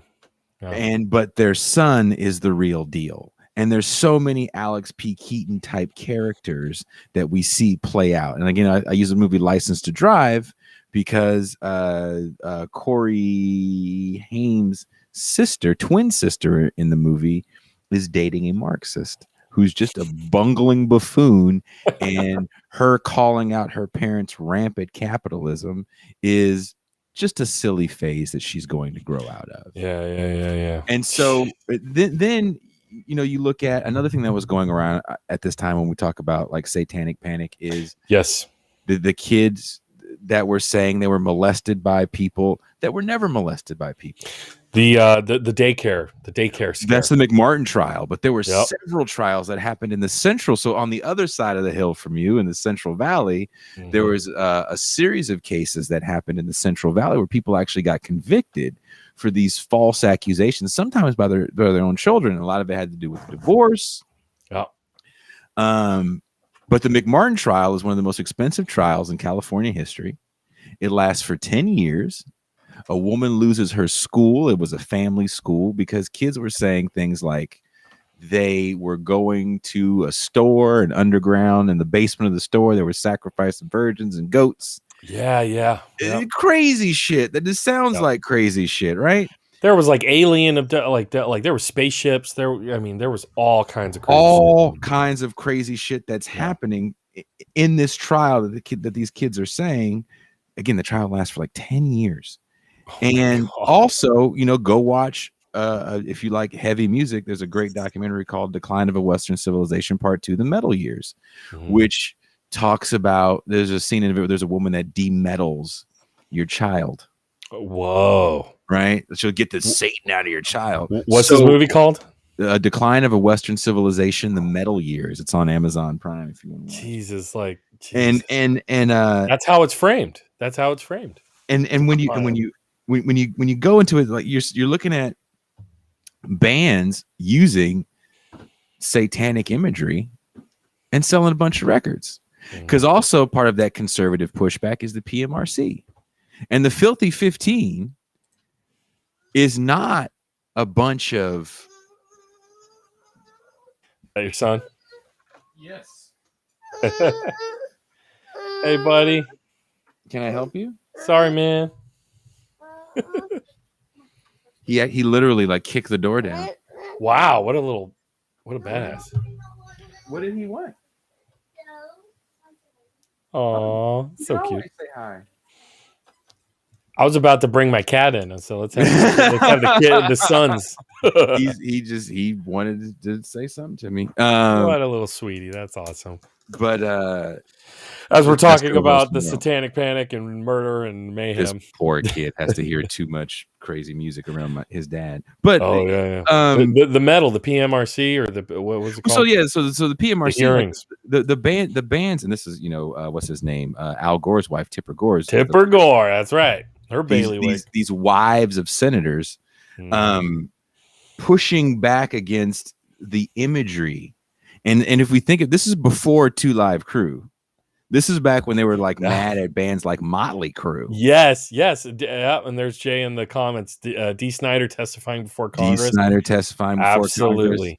Who was at the time, which is funny, they wanted D. Snyder to testify because I think they don't realize D. Snyder's probably in his early 30s because his rock and roll days were spent in the 70s in the clubs. Yeah. Because the sister blows up, he's a grown ass man and he's just playing a role. Yeah. What were those I three think kids? a lot of this has to do with that whole satanic. What were those three kids? Or what are they called? I can't. The something three, where they like wore AC/DC shirts and they got pinned with a murder. These three kids. You remember that? Oh, the West Memphis The Three. West Memphis Three. Was there Exactly. 3 or 4 of them? There's 3 of them. Yeah, There was 3. They of wore them. Metallica shirts and they did do some weird shit in the forest, but I don't think they killed those little kids. So here's the messed up thing. There we have on the Central Coast the Arroyo Grande Napomo Mesa 3, which this is actually a legit satanic murder, which is really totally messed up. And it's these 3 guys right here.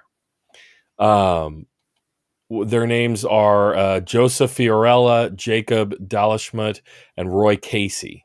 Mm-hmm. These were Slayer fans who had their own like metal garage band, and they lured a poor little like a 16-year-old girl out into the eucalyptus groves out here on the mesa, and they stabbed her to death.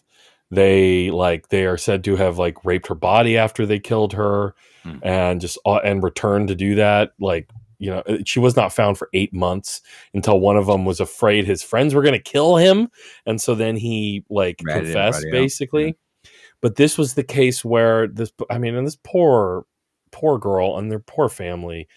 I mean, these kids were legit into Satan. And this is the weird thing. I read a bunch about this before the show because I was like, I'd heard about this, and then you go look into it, and like apparently there was one kid who was super into it, one that was kind of into it, and then the third one who was into it, but just he's the one who turned on them, right? And they were super into Slayer, and as am I. Yeah, and this is the family that tried to sue Slayer. The girl's family tried to sue Slayer for their lyrics, and it didn't make it. You know, I don't really think Slayer has songs about killing kids. I mean, they have some dark songs, but it's more like, oh, we're singing about Auschwitz.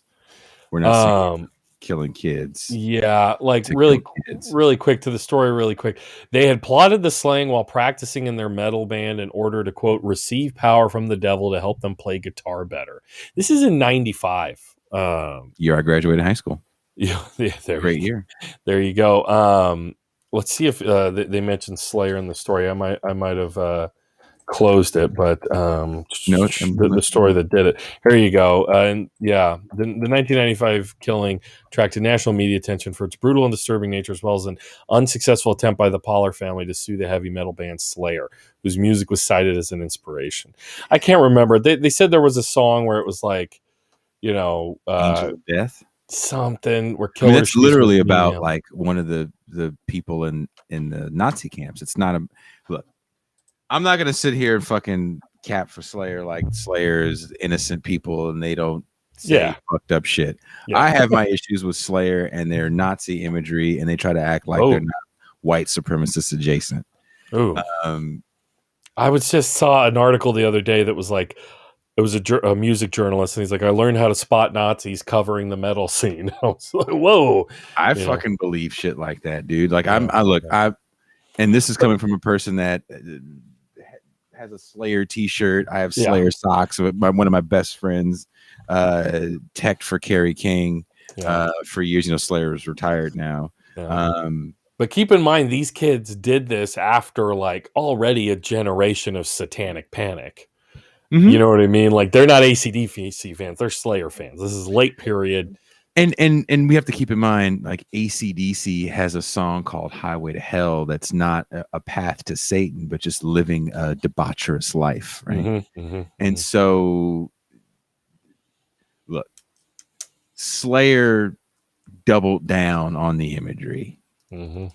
That was their whole thing. Rain and blood, from the song titles to the Seasons in the Abyss, that was their thing.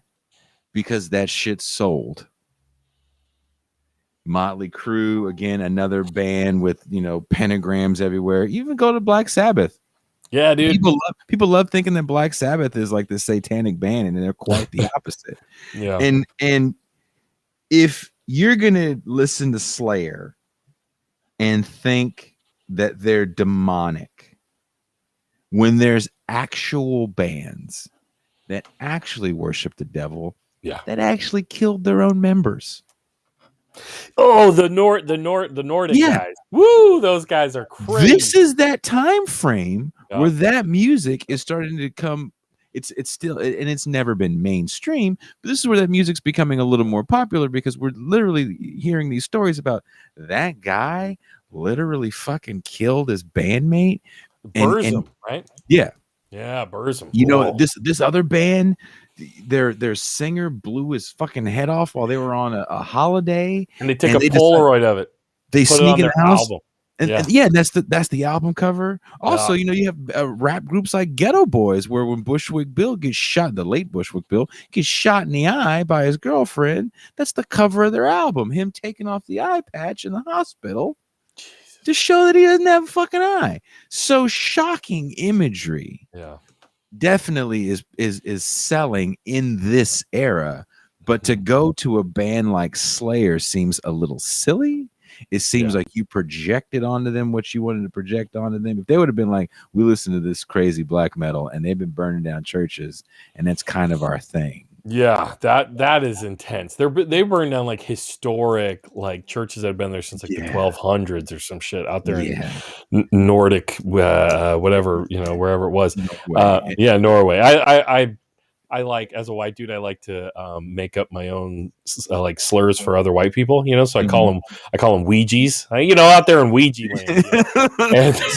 So someone said in the chat, we have Lil Nas X controversy now. Reminds me of Madonna's "Like a Prayer." It does remind me of Madonna's "Like a Prayer." That's the first thing I thought when I saw it. I didn't think anything other. I didn't think Slayer. I thought more "Like a Prayer," Madonna kissing a black guy in a Pepsi commercial. Then I thought about, you know, fucking Slayer or any black metal band. So that was the big forbidden thing back then in the 80s or the 90s when that came out, was Madonna, the white woman with a black man, right? And now we've come forward in our you know, our cultural understanding. So now it's a black gay man with Satan. Literally Satan. Yeah, and that's that, you know. That's gonna piss people off. I think it's a troll job. Well, it's, again, we're talking about controversy. Every band we're talking about is just controversy for controversy's sake.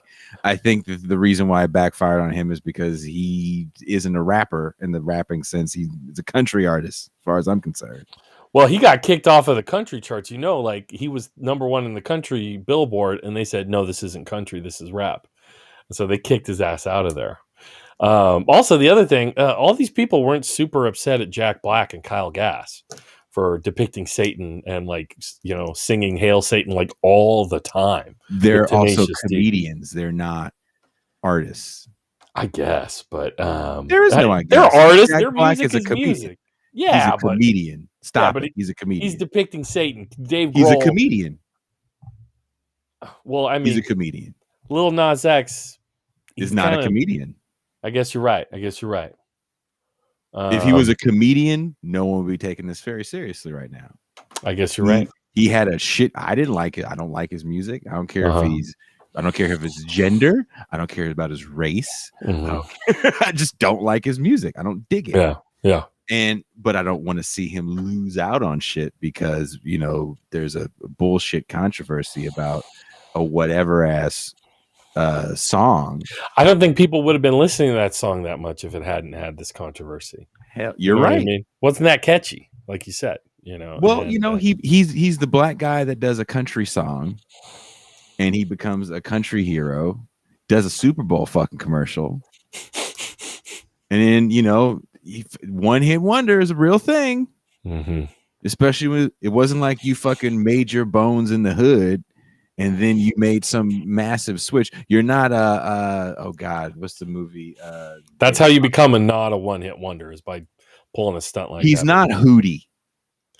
You mentioned Darius Rucker. Darius Rucker, who made in the 90s kind of boring corporate rock world, but he still made his own.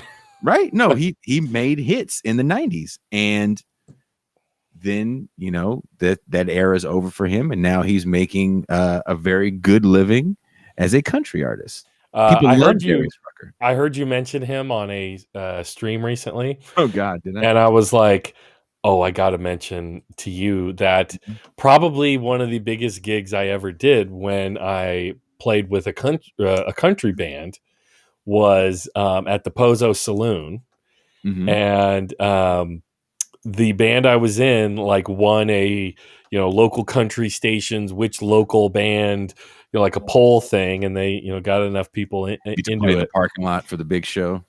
No, we were an opener. Oh. There were 3 bands. There was his opener, the Eli something band, and then it was us. And so I got to play in front of Darius Rucker, and it was funny. It was funny, like all the things where like the signs with our name on them, they misspelled the name. They didn't get the name right, and it like. We get there and they haul, like Darius Rucker shows up with like 2 semi trucks, you know what I mean, with his face on the side, and they're like setting all this stuff up, and then they're like, "Where's your guys' sound system?" And we're like, "What?" They're like, "This is our sound system." Yeah, we got these combo amps. They literally had to call in a sound guy from like a random ass somewhere, like they need a sound. Like, yeah, so they called in. They weren't going to let you use their PA. They literally stacked all of this like cheaper shit in front of their nice shit, and then we played in front of. Let you use the fucking PA. No, you don't get to touch our stuff. Yeah, it was totally like that. It was so funny, and then randomly I go out to the beer tent to get my lady a drink, and then Bill Murray's brother was there, and he started talking to me like, "Hey, like was Ed Murray? He lived here in Santa Maria, the younger one."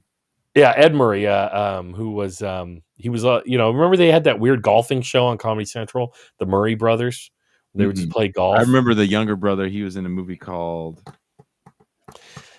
This brother was never in movies. He was like the non-movie Murray brother. There's one that was in only a few movies. Yeah, I know who you're talking about. I can't remember his name. But how many brothers are there? There's like 3 or 4. They did the only place you can see all of them on screen is there was a show that. Like a semi-reality show that Comedy Central did where it was just the Murray brothers went and played golf because they all love golf. And so they just filmed them playing golf, and then Bill and the other brother would like pull practical jokes and all this goofy, and they're cracking jokes and stuff. But Ed Murray lived here in Santa Maria. He passed away, I think, last year or the year before. And he was... He just wanted to live next to our golf course. He liked the Santa Maria Country Club golf course, and he was actually donating to local conservative politicians. I actually snapped a picture of him with this like absolute Looney Tune Yosemite Sam like rancher supervisor, county supervisor we have out here. Not anymore. He's not retired, but Peter Adam. This guy's just a goofball. And like I go to the thing at the Far Western, and there's Ed Murray with Peter Adam. I said, "Hey guys, picture." And Ed Murray looks at me and he recognized me, and then he goes, "I don't want to be in this picture." So his face is just like. Anyway, I opened for Darius Rucker, so that was. Was Darius Rucker kind? Didn't talk to him, didn't get to kiss the hem of his robe or anything. So he didn't come out to say, "Hey, nice to meet you." He might have said hi to our like the guy who did the band, who was named, who the band was named after, the songwriter. He might have talked to him, but I can't remember. Oh, wow. Yeah, but it's funny because I use what Darius Rucker did, going country. I often liken that to when a journalist or a media personality goes conservative. You know what I mean? Like Lou Dobbs, because it's like it's an easy career move. You do it as you're cresting, and then you have a built-in audience. Yeah. You have a built-in audience. It's the chord changes are real easy. You know what I mean? The chord changes are easy, even in conservative media. You just got to hit a, all the points. And it's not hard to do. No, I agree with that wholeheartedly. I'm sad to hear that Darius Rucker is not a man of the people and goes out and meets the opening band. Sounds like a real douche nozzle. Oh, I don't know. He might be. I mean, I don't know. I just didn't meet him. I can't remember. I just can't remember if our lead singer met him or what. But it was very much like a big semi with his face on it showed up, and then there was the tour bus, and like nobody really got off the tour bus. You know what I mean? Until like they were performing, and even by that time, it was kind of like, you guys get out of here. You played hours ago.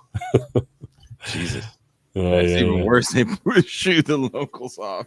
Yeah, honestly, another show about fucking my take on where music's going, especially in California. I definitely think there's going to be a class-based way to view live music.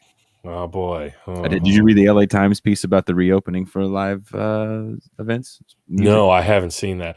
I need to break down and get a subscription to the LA Times. For all their problems, I hit that paywall a lot. It's decent reporting on the state. Yeah. I don't know. I've been saying it because working in live music and doing live music for so long, I definitely saw it coming when this happened. I was like, I think this is going to get tiered. And if no one wants to be Texas and California, right? New York and California don't want to be. They don't want to open wide open and be like, okay, full stadium. Here we go. Let the numbers rise. No. But it's interesting when you see, okay, if you have, there's a theater we have here called the Bill Graham in San Francisco, and Bill Graham holds about 8,500 people. And you're talking about, at best, if you're in the right colored tier, you can have a half cap room. So if you're a promoter, that's a loss. Half cap is a loss. 4,000 people is a loss. You're talking about 4,000 people in an 8,500 seat room. It looks very empty. So now you're talking about pods. Well, you're going to have these people that are only a negative test people. We don't want them near the people that are actually fully vaccinated. We're going to have vaccine passports, Jason. You haven't heard? It's all the rage. Well, that's what they're talking about for these live shows. You have to either show that you are fully vaccinated or at the very least have tested negative, of course, within so many days, right? So how are you going to sell this where you break even? And I see two things happening. Number one, you're only going to have certain kind of artists that are going to be able to justify an increased ticket price. Right. So even when we go back, let's think about just small town bar, O'Sullivan's in Santa Maria. You know the spot. Yeah. I know O'Sullivan's, played there a few times. Gosh. If the capacity in O'Sullivan's is 250, and now they're saying at best, we'll let you have 125. Who are you going to bring in that's going to justify an increased ticket price? And also 125 people don't drink like 250 people drink. So you're losing the whole thing off. So you're going to have to, your promoter is going to have to start going, well, we can only bring in this level of talent because we know for sure this guy can guarantee that when we have this more boutique white glove VIP kind of sit down show, and when we charge $50 at the door for O'Sullivan's, opposed to the $5 cover you were getting when Joe Schmo's band was playing. Right? Jay Coleman makes a point with lithium battery packs these days. I think street busking should be a lot easier. Jesus. Thanks, Jay. That may be the future as far, and also I was thinking outdoor arenas. I think it's going to go back to like backyard shows for a lot of people, even bands that had somewhat of a following, because again, when we talk about the venues that are actually left and how are you going to justify an increased ticket price? The people that do food and beverage, which I work for one of the larger food and beverage companies in the country, they don't break even on just a sellout. They break even when the bar does like six figures. Jesus. 6 figures. You're not getting 6 figures for 4,000 people at an 8,000 seat room. So even if you lower some of your production costs, there's still production costs. You still got to get the liquor from the warehouse to the venue and disperse it to the different bars. And I think there's going to be a lot of wait and see how we do it and what method works the best this year, especially while we're still waiting for the world to open up fully. But it scares me because I see live music making a turn. Like, what's that movie where everything is just commercial jingles and everything's Taco Bell? Demolition Man. Oh my gosh. Because again, who's going to justify a ticket price like that? And I can tell you from working inside the industry and actually my job being doing the numbers, it's older established acts. Well, it's always there's always that, right? We were not paid to perform before that established act. to play in front of Hootie. You know what I mean? It was, oh, you're so lucky you won this contest. And how fucking old is Darius Rucker, bro? Pretty Darius old. Rucker was a young man in the 80s that got a deal in the 90s, and you're talking about playing with him in the 2000s. Yeah. So even he's a recycled star. So how are you breaking new music when new music can't get out to really be broken? They can't tour. Mm-hmm. Why does Justin Bieber still have a career? I don't know. That's a mystery to me. We've democratized music with the internet, but have we really? That's a whole other they wanted me on Jacobin, and they wanted to play this thing of Miley Cyrus fucking, whining about her likeness being used. I'm like, you know what? That's bullshit. Because Taylor Swift. I take that back. It was Taylor Swift. Correction. Taylor Swift. There was an article that came out, and I can't remember the actual publication it was in, but a series of writers came out and they were like, look, we wrote all these hit songs from Taylor Swift, Dua Lipa. There's a laundry list of people they wrote for, and like, we can't afford anything. Yeah. Because there's Spotify, a saying. Yeah. Well, let's stop with Spotify, because before there was Spotify, these people weren't making any money. It's not about Spotify. They're part of a problem, but it's, if I change a word, I get a third. So if I give you the song already written, the music's already there, Taylor Swift goes, I'm going to say and instead of I. Well, now she gets a writing credit, and you're digging into someone else's money. But that's what these people do. And then they sit around here and they whine and go, my music, my. Yeah. And if you've ever heard Taylor Swift sing without the auto tune, there's all the engineers making her sound like a competent singer. But there's a team of songwriters. There's a team of in-house musicians that are constructing this, but she's the name behind it of the product. And then she gets to then say, my, me, and everybody, people in my side of the industry, in the heavy music side of the industry, that keeps looking at streaming as if, these people are stealing from us. I can tell you right now, Joe, I've made more, well, I haven't gotten it yet, but more money has come through via YouTube than anything I ever got before when it comes to streaming. And a friend of mine, actually a guy that was in my band is in another band, and his other band got a deal, and they got this big time producer. And he produced a record for him. And it's not even about like recoup and upfront cost that's fucking him. It's just about like, I don't understand how this shit works. Yeah. How do I make money off YouTube? I'm like, well, you got to have 1,000 subscribers before you can monetize. He's like, what? You got to put in a year or two. I mean, I'm at a year now, and I'm at 350 some. Guys, if you haven't already, please subscribe to my channel. Go to This Is Revolution on YouTube and go subscribe to Jason. But Joe, I'm like doing interviews with people in different countries at 3 a.m. because I know, like with touring, if I got a choice, I could go out for my 3 weeks a year, and in 8, 10, maybe 12 years, maybe I'm relevant.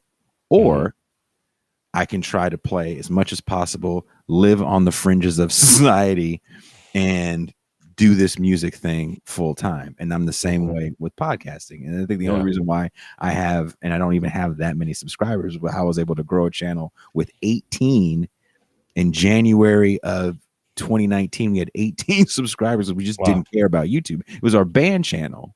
Yeah. And now I have 1,200 is because you have to produce a good amount of content people can sit. Because I was listening to people that go, well, I listen to a show as I work. Oh, okay. So you want to listen to things for like 8 to 10 hours. Oh, okay. So I need to have 8 to 10 hours of content.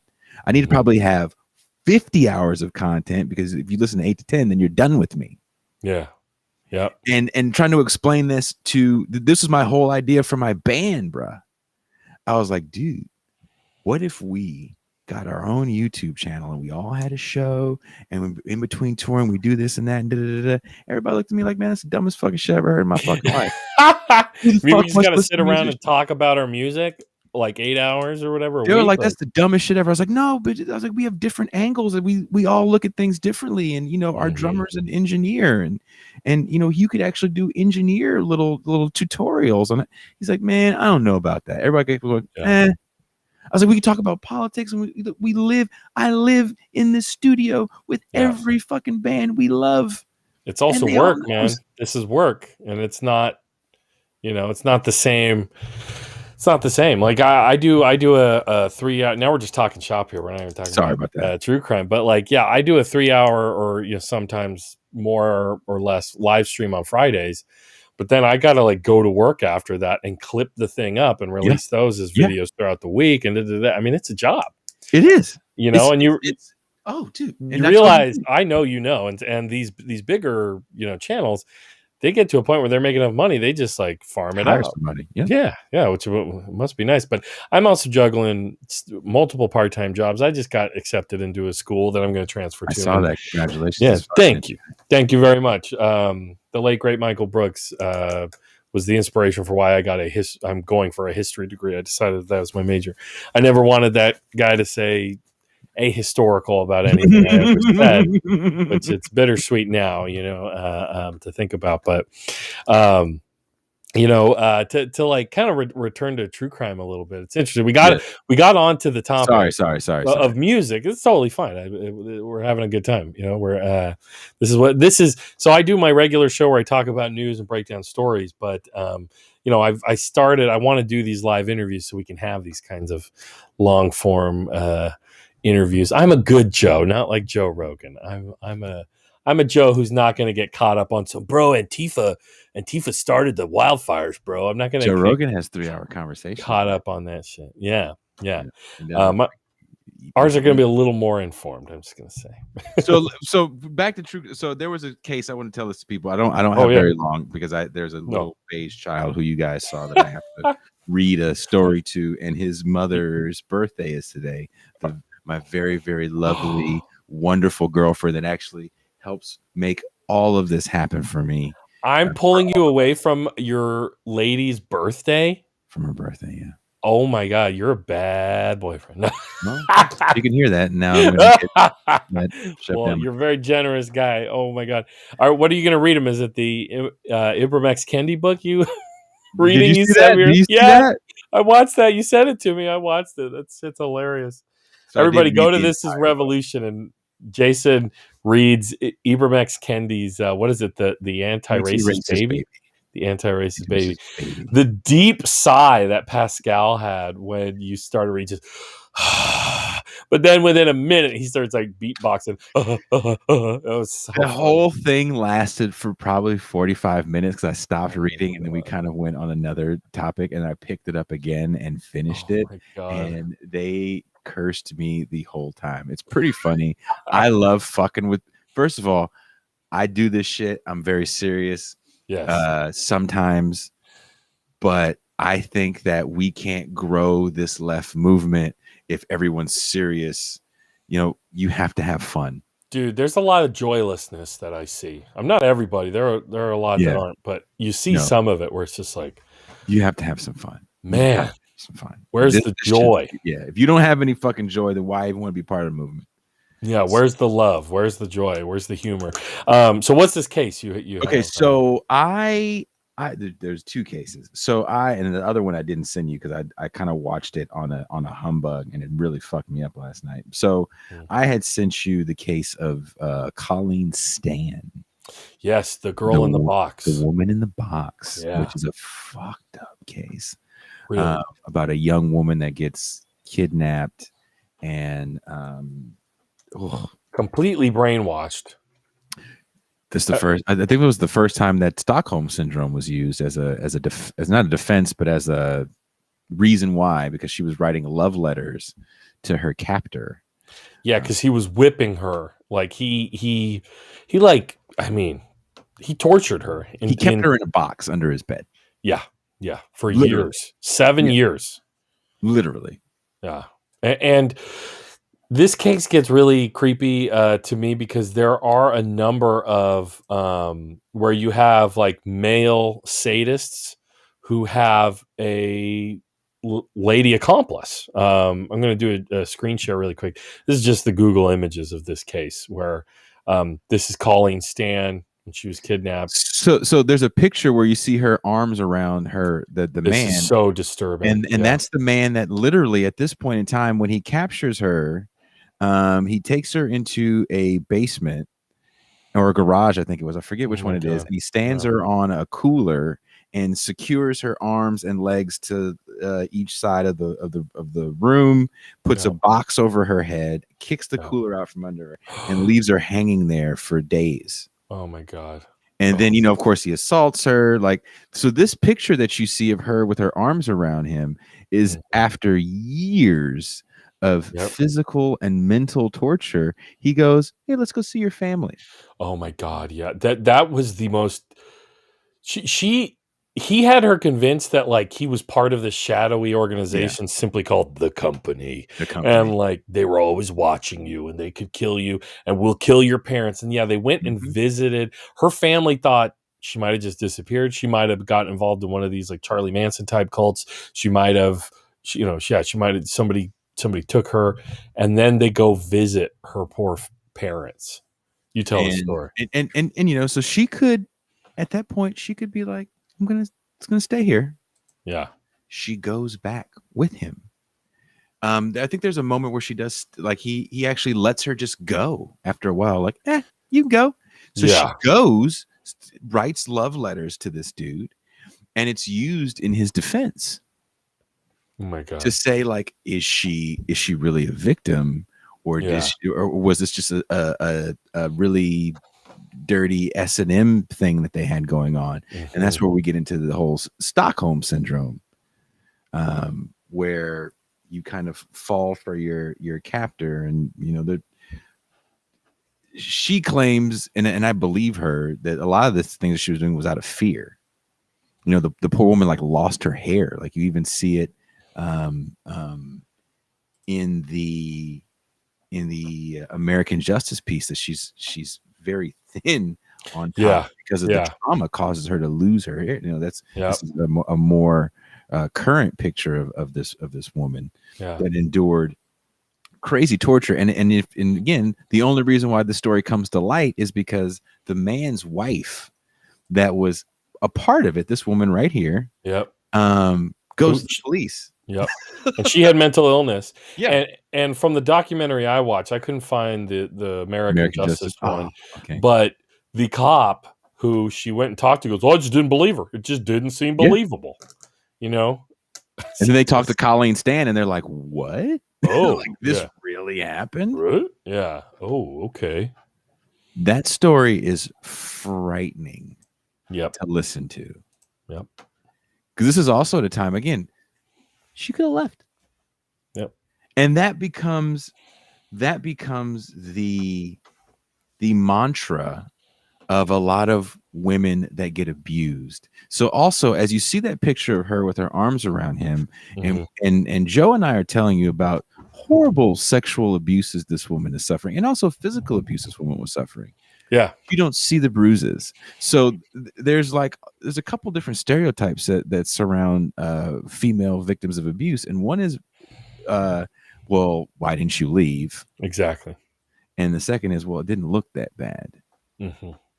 And in working with abused women, there's a level of trauma that I think is beyond fathomable for a lot of people. And there's also this thing where when you don't have the means, because we hear so many stories where, like, oh, she escaped. Well, why didn't she just escape? Why didn't she just leave? Some people don't have the means. Sometimes people are like dependent on someone else for sustenance. Sometimes people are dependent because of a drug problem. Yep. Maybe that's the end to the dope. Yep. These things don't sound nice, but these people are victims nonetheless. Yeah. Yep. No, I've believed that for a long time, that we don't have a truly holistic view of I mean, especially women. I mean, part of the threat that the right felt from feminism was the idea that a woman could leave a man. Mm-hmm. I don't, and part of the satanic panic we were talking about earlier around daycares was the fact that a single woman could have a job, take her child to a daycare, and support herself and her children.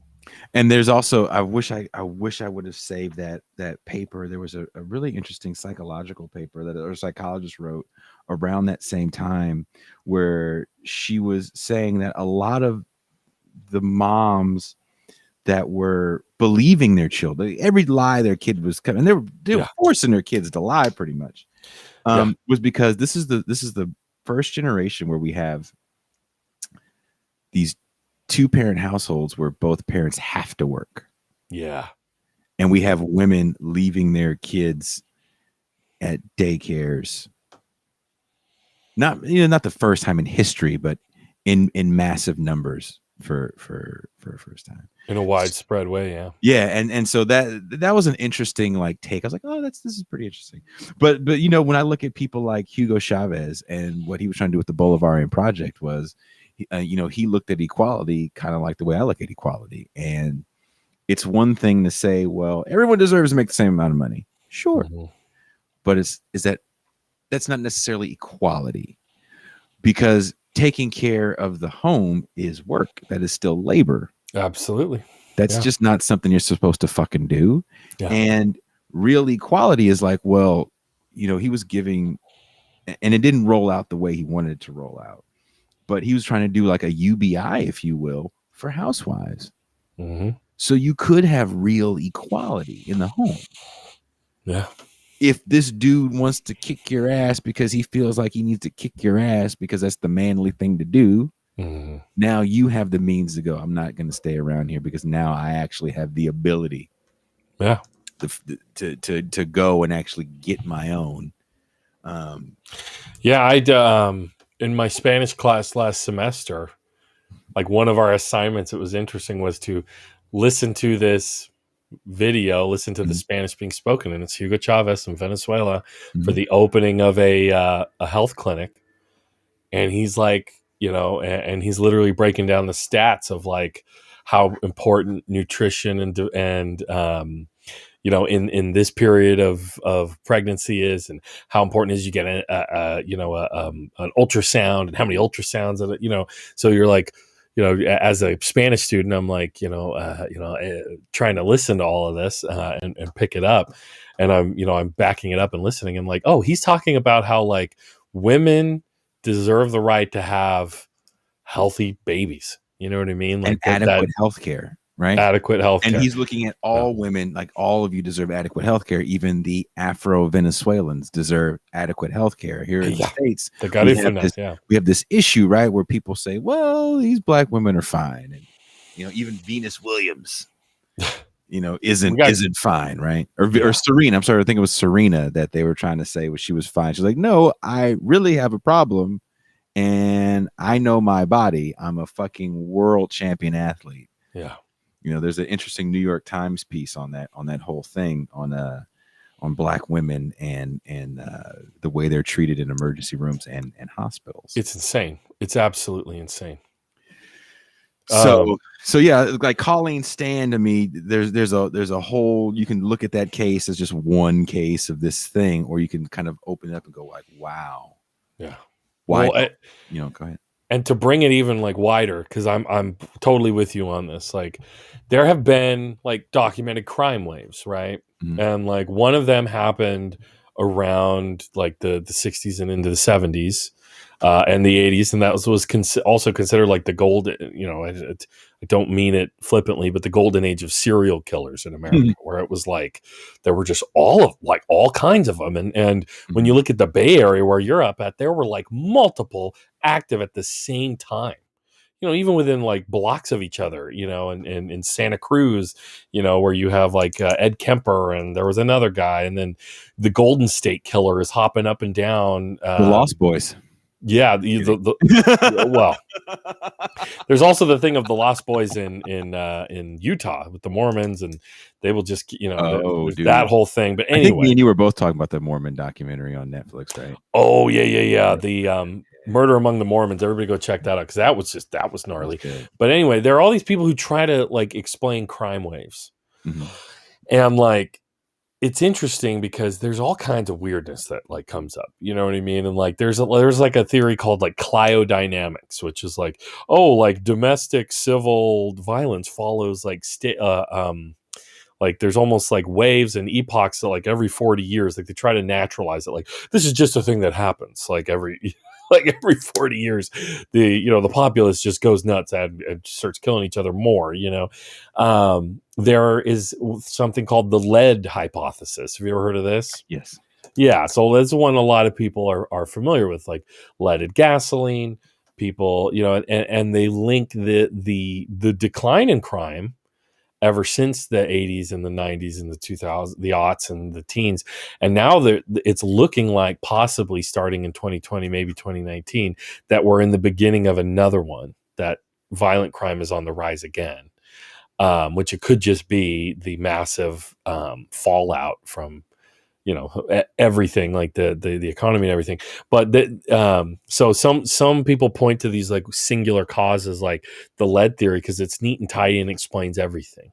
You know what I mean? And you see this, like, I don't know, like the stoned ape theories, to talk about Joe Rogan shit. You know what I mean? Like, this is why we have brains. Like it's a simple minded thing to have like one thing. But a lot of historians point to, with the crime wave of the last the last generation, was deindustrialization.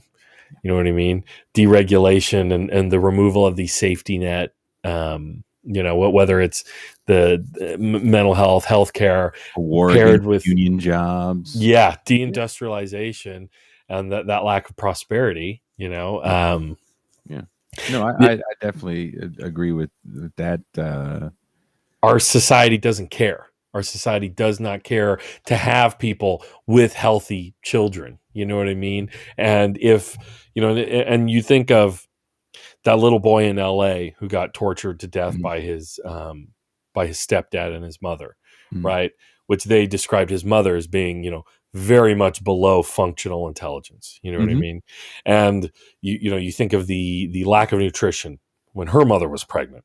And then, you think of all the internecine, and then you have like a Richard Ramirez, who is a stack of all these things, also has the head injury, has the cousin who is in Vietnam, has the tendons towards schizophrenia or whatever. It's like, we see these people as like perfect storms, but you just have the mass of people who are just ground up by the gears of our society and just left like refuse. We don't care about public health, and nothing shows us more than 2020. Yeah. 2020 was where we all realized that the Hunger Games is no longer just a movie, but it's reality. Yeah. And when that first CARES Act rolls out, and when the UK is like, well, herd immunity is going to be the answer. Yeah. I never stop talking about this goddamn story. We quote, we want them infected, Trump appointee demanded at Health and Human Services. Like, we had Dr. Michael Harris on the show the other night, and he's a friend in real life, and his book is finally coming out, Stay Alive, Surviving Capitalism's Hunger Games. Wow. And when I was watching that earlier. Oh, okay, cool. When we did an audio only podcast, and he goes, well, isn't it really obvious that they just don't care about the citizens? Like, there's no one in any of these governments that gives too much of a shit. And I don't know if this was on the show or on the bonus footage. I think it was on the show. I talked about a Wall Street Journal article that I read recently, where a housing developer, instead of selling off the houses one by one, like you usually see in a tract, they sold the tract total to a hedge fund company. They built the houses, they rented out the houses instead of selling them, and the hedge fund company bought all the houses. The developer said, we made more money selling this off in bulk than we ever would have made selling them individually. Oh God. So now you're looking at regular people trying to compete against standing capital that is walking into getting all these CARES loan, Oh my God. interest-free money, even though interest rates are at like damn near record lows for the home buying people. There was a house, the Business Insider was talking about this somewhere in the Central Valley, maybe Goleta, I can't remember where it was, in California, where it was $400,000 suburban home that had 122 offers in 2 days. We're looking at more single family residences, not apartment buildings, but single family residences that are being owned by hedge fund companies and corporations.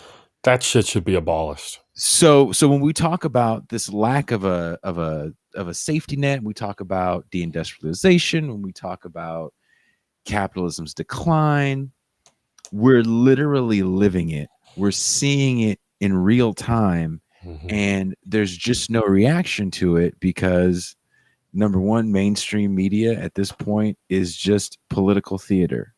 Yep. What is Nancy Pelosi wearing? Can we clap? Right? Can we squeeze some Donald Trump out of something? And even in the YouTube sphere, even in the quote unquote leftist podcast sphere, what can we squeeze Donald Trump? Can we yell at what Nancy Pelosi or the Democrats are doing? Yeah. AOC seems to have a very large Twitter following, so and so do the people attacking her. Like and that's the thing. Like the incentives are here. You've probably seen it. I know I've seen it. Where if you have Trump in a description, your video gets more views. If you have somebody like it, like a divisive Nancy Pelosi, will get you views. And is it super informative? Like, I mean, you're right. It's theater, and to some degree, we need to know what they're doing. We need to know what politicians are up to. But the incentive structure in new media ain't that much better. There's a difference between critique and like, okay, you've critiqued enough. What about action? Where is the action? Exactly. And also, where are the next politicians coming from? Right? If we hate the Squad, which is they're a media creation. Let's just be honest. That's a media creation. Marketing.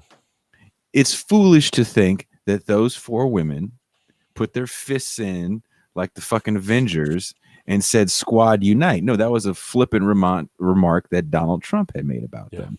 And they ended up monetizing that and they marketed it. They glommed onto him. Then he had to pivot. It's AOC plus 3 or whatever. But again, they're great at, and maybe it's because of the generation that a few of them are from, taking these slights and then marketing those slights. But now what's happening is you have, and I don't know if it was done on purpose. I don't really think it was done on purpose in the sense of like they were like sitting down in a room and trying to figure out how to make money, and they knew they were going to pick on these people to make money.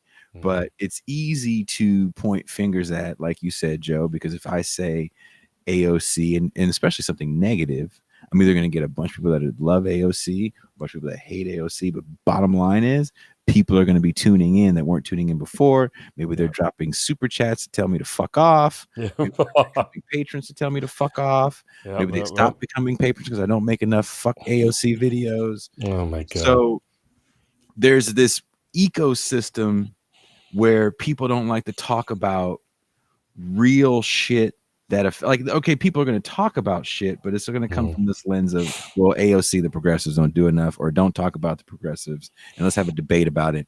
I don't, whatever. At the end of the day, it's like conspicuous consumption. It's like the people who, when they walk in with a Starbucks cup, they're holding it up high, so they don't just hold it at regular. They hold it up here. I've seen that.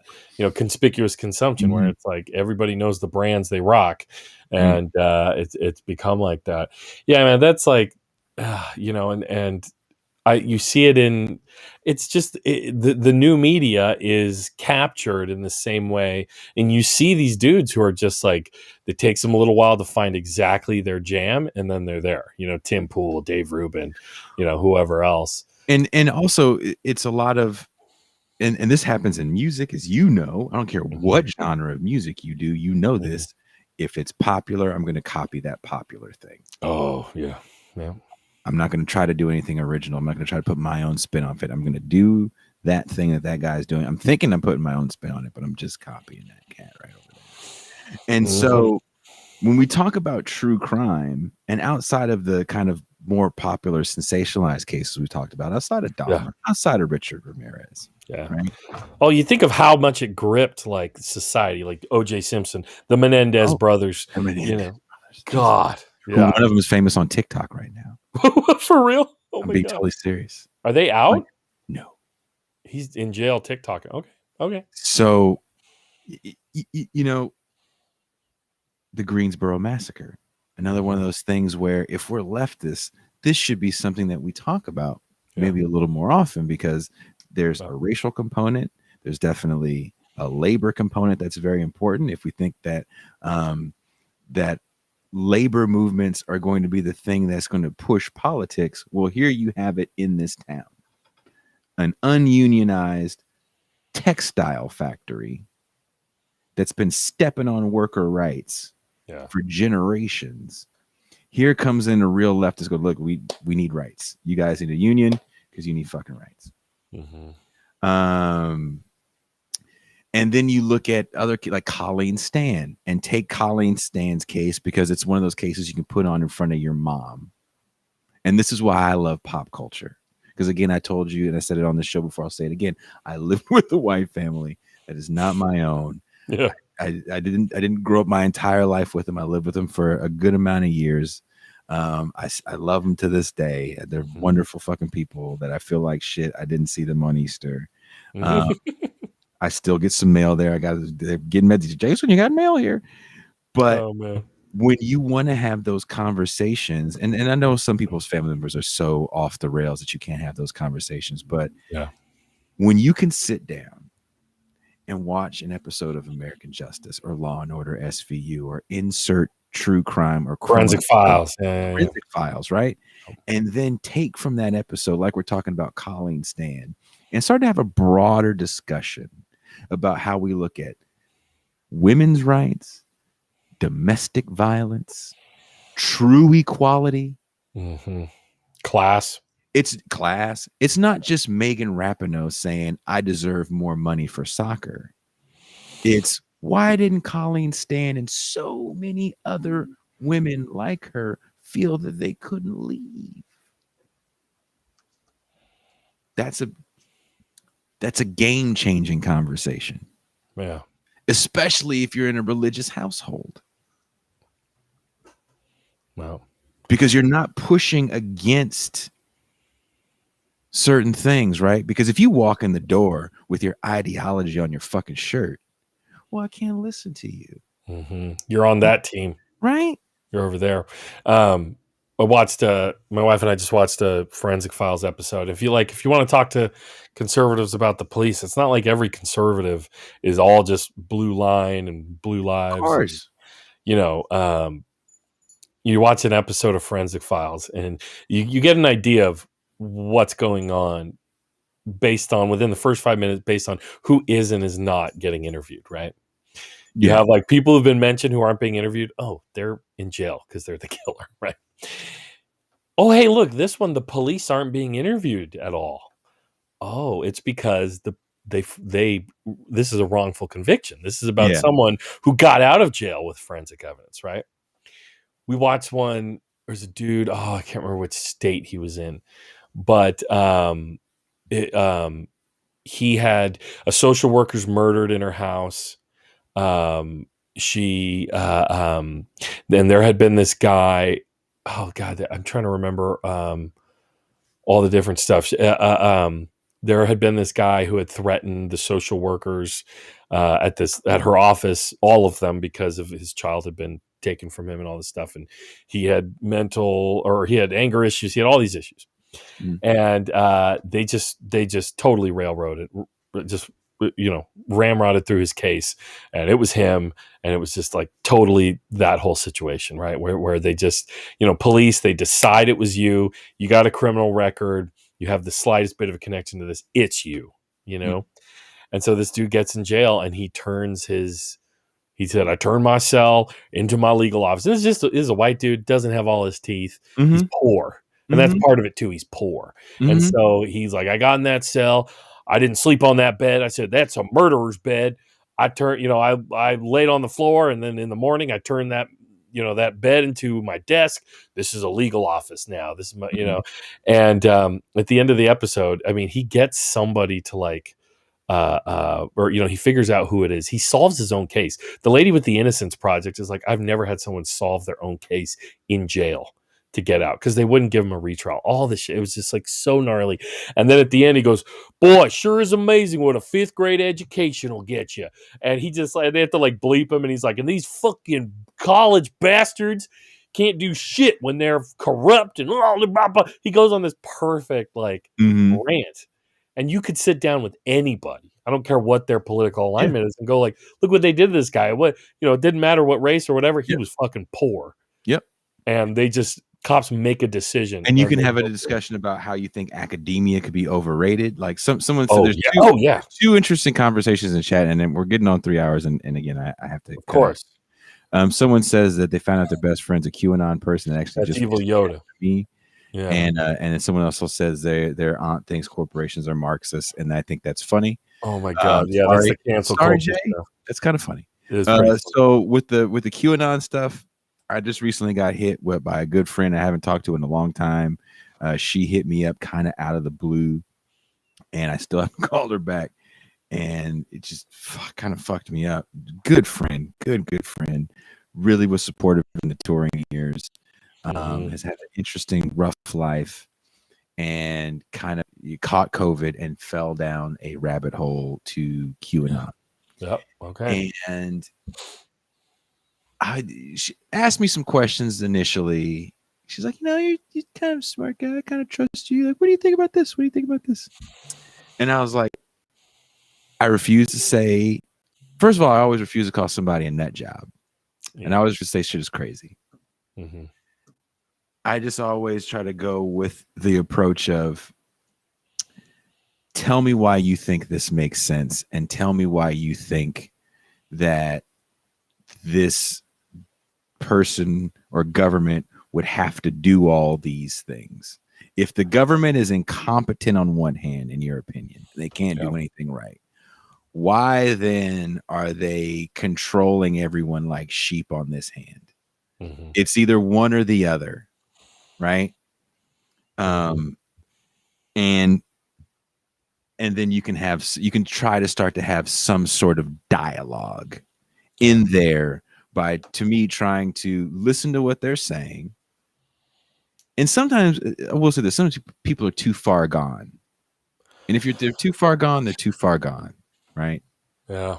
If your aunt thinks corporations are Marxist, which is kind of weird to me, the best thing to do is to show them a commercial that is extremely exploitive. So one of the Black Lives Matter women have this Cadillac commercial that is the epitome of exploitation. There is nothing about that commercial that is Marxist. You're talking about a woman that took a big bag, and even families that have dead children that Black Lives Matter was supposed to be supporting are like, look, dude, we want you to get our kid's name out your mouth. You guys are making money off our kid. That's so you can then say, look, here's a person that is going against the basic tenets of this ideology by monetizing faux activism. And you know how to say this better to your aunt than me. I'm not, I don't know your aunt. But you can easily say, and you can laugh about it like, this is insulting. This is the problem with corporations. This is why I don't really dig them. And now you guys can have that, F these guys conversation, but you can take it in a much deeper way. And that's kind of how I've done it for some time, because again, I'm always in a situation where I'm never going to be in a room full of Black Marxists that like metal and have little 2-year-olds running around. It's okay to be a rare breed, Jason. They don't make them all. I always say I'm not the average Joe. I'm an outlier Joe, or I'm above average.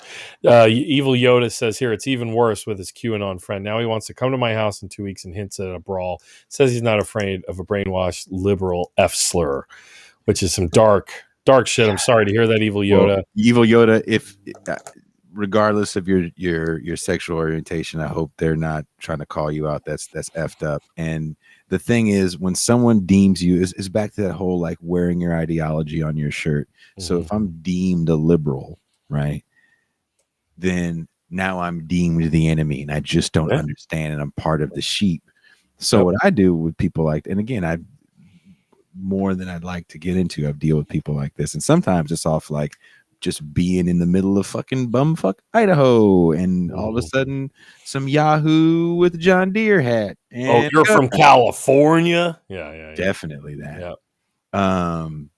So it's like, okay, well, now I have to show you that just because I'm a liberal doesn't mean that I am everything that you think I am. So I'm going to actually make you define what I am. I remember once this dude I had met in Kansas, I had said something about socialism online, and he just kind of went off like I'm just an idiot and I don't understand how economics works because I said something about socialism. And I said, well, I need you to define for me what socialism is using your own words and not a Google search. And of course they Google searched it. I was like, so you can't define for me what you think it is. So you probably think it's like outstretched government control and authoritarianism, right? And it lacks some sort of freedom. So explain to me. And then when you get into that kind of conversation, people are, in real life, not with fingers, but in real life, people are going to be a little more afraid to push back because you're really going to be calling them out on their lack of knowledge about what they fear, because everything they fear is just kind of Rush Limbaugh-esque Cold War propaganda from Red Dawn. So if you ever have a debate with your fucking conservative uncle, I'm being totally serious, go watch Red Dawn. That's all their arguments right there. Go watch Rocky IV. That's all their arguments right there. And then you reverse it. You say, oh, okay. Let me get this. Okay. So yeah, these people are bad.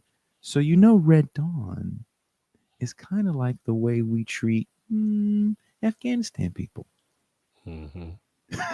Central America. They're the Wolverines. Think about that for a second. An advanced army with advanced weaponry and technology has come down into your town, fighting back with whatever they can find. Doesn't that sound like Red Dawn to you? They get that argument when it's the Confederacy, don't they? They were just, it's the War of Northern Aggression and all that lost cause. You know what, more often than not, man, because I've worked in the South for a long time, I just try to ignore that conversation altogether and be like, okay, you really want to talk about, it's insane, almost 200 years, like that makes sense to you? I literally had a manager at the factory I worked at for a time go on some lost cause shit. Yeah, that's a whole other there's a whole it's a bunch of silly shit. But that's kind of my take on like how to have conversations with people where you're not trying to necessarily be right, because also part of it too is like listening to what they're afraid of. Absolutely. Oh my God, I had a whole thing with a lady who organized the MAGA drag in this area. We had a whole incident where there was a car crash around a MAGA drag, and the kid who crashed his car might have been antagonizing them. They might have been antagonizing him. And it ends with he gets out of his car after he rolls the thing or crashes into another car that wasn't with the MAGA drag. But these Trump supporters like have him in a MMA chokehold, and the guy goes, "Welcome to MAGA country, motherfucker." And it was this whole thing, right? So I do a video about it, and I get the MAGA drag lady calling me, and she's just full Trump, full Looney Tune, full Joe Biden's a communist. And we go back and forth for like, I talked to this lady for almost like 2 hours just because like, whatever, like they could. And, we like, I would literally be like, okay, calm down. You're on your thing. You're mad. But like, you realize I'm a lefty. I'm a Bernie guy, right? And we don't like Joe Biden because he's not Bernie, because he is a pro bank, pro credit card, pro corporate America, all of these things. And like, to a certain degree, she would agree with that. Like she'd be like, okay, well, I guess, but like that. Once they get back on the track, they keep going. So you're right. I would ask for his communist legislation. What is his communist legislation? And did she have an answer? No, and that's the thing is that well, then it just become what does it become? Well, he's got dementia. You know what I mean? Like they have another thing in the hopper behind it. You know what I mean? So, all right, and then what? How does that make a communist? Exactly, and that was the thing. Like once we got to a certain, you like what you almost if we go with the Rocky metaphor, they kind of tire themselves out. You know, you gotta have them on. They're leaning against you. They're a little tired, and you go, okay, like I'm here for you. If you want to talk shit about corporate media, I'm here for you. I'm independent journalist. If you want to talk shit about, the elite politicians, I'm here for you. You know, I don't have any love for Joe Biden. You know, like it's a political thing. I want to get what I can get from him. Mm-hmm. But, and then, talk about Donald Trump. Like you don't think Donald Trump has interest and da. So, it was kind of fun, but some people are too far gone. Other people can be, and this is why we're doing what we're doing. This is why we're having these conversations. I don't want to keep you any longer from your dear sweet lady who is waiting to probably totally walked in the room and have dinner. Oh man, I have lost. Get out of the doghouse. Go be with your lady. It's man. a big doghouse. It's like a kennel at this point. Anything you want to add? Where can people find you? You can find me at tomorrow night. We will be 6 p.m. Pacific Standard Time. We will be talking to Adolph Reed. The show topic is why don't black politics work for black people? And we'll be talking with Adolph Reed about that. Saturday, we'll be talking at 9 a.m. Pacific Standard Time. Napoleon the Legend, Paul Prescott from Jacobin, Marcus from Left Flank Vets, and of course my co-host Pascal Robert. We'll be talking about music and we'll probably try to fit politics in there somehow, or just the state of music, kind of like how we do a true crime, how it affects how it affects things, the shit, if you will. All music is good for, it seems, is triggering Republicans now between Cardi B and Lil Nas X. But it's funny that people say shit like that with the WAP. Like, I worked at the Coachella. Cardi B played. My girl was watching Beyonce and Beyonce's Coachella performances. There's a whole documentary behind it. Yeah. And I remember the year before she had canceled kind of last minute, and Gaga was the headliner, and the numbers weren't good numbers, but it wasn't as good as the Beyonce year. And in the year after Beyonce's, there was a 20% drop off. Wow. She was a big draw. And from people that were in the negotiating room, Beyonce knew she was pregnant when she signed the deal. It wasn't a surprise. And there's a thought that this was all a hell of a marketing move, because now you have a year plus to not only have your child, but to kind of like get in shape and promote that you're going to be here. And it actually became a big event. I think it was bigger than if she would have just played that year. It became this big thing because she canceled, and it was, when I say it was jam packed, like you just couldn't move for both weekends. It was so insane. And again, a 20% drop off the following year that it didn't really make money for a lot of people. Jesus. But that's the crazy right now in love coming anyway. but Cardi B, I was telling my girl that same year, what I anyway, I was doing what I do, and then sometimes I have to go out in the field, I have to leave my office, and I almost got ran over by just a sea of white women running to go see Cardi B. I think you or somebody in the chat of one of your recent shows said like white people love Cardi B. And I was like, no, white people love Cardi B. So true. I can't argue with that. You know who I really like too is that Doja Cat, man.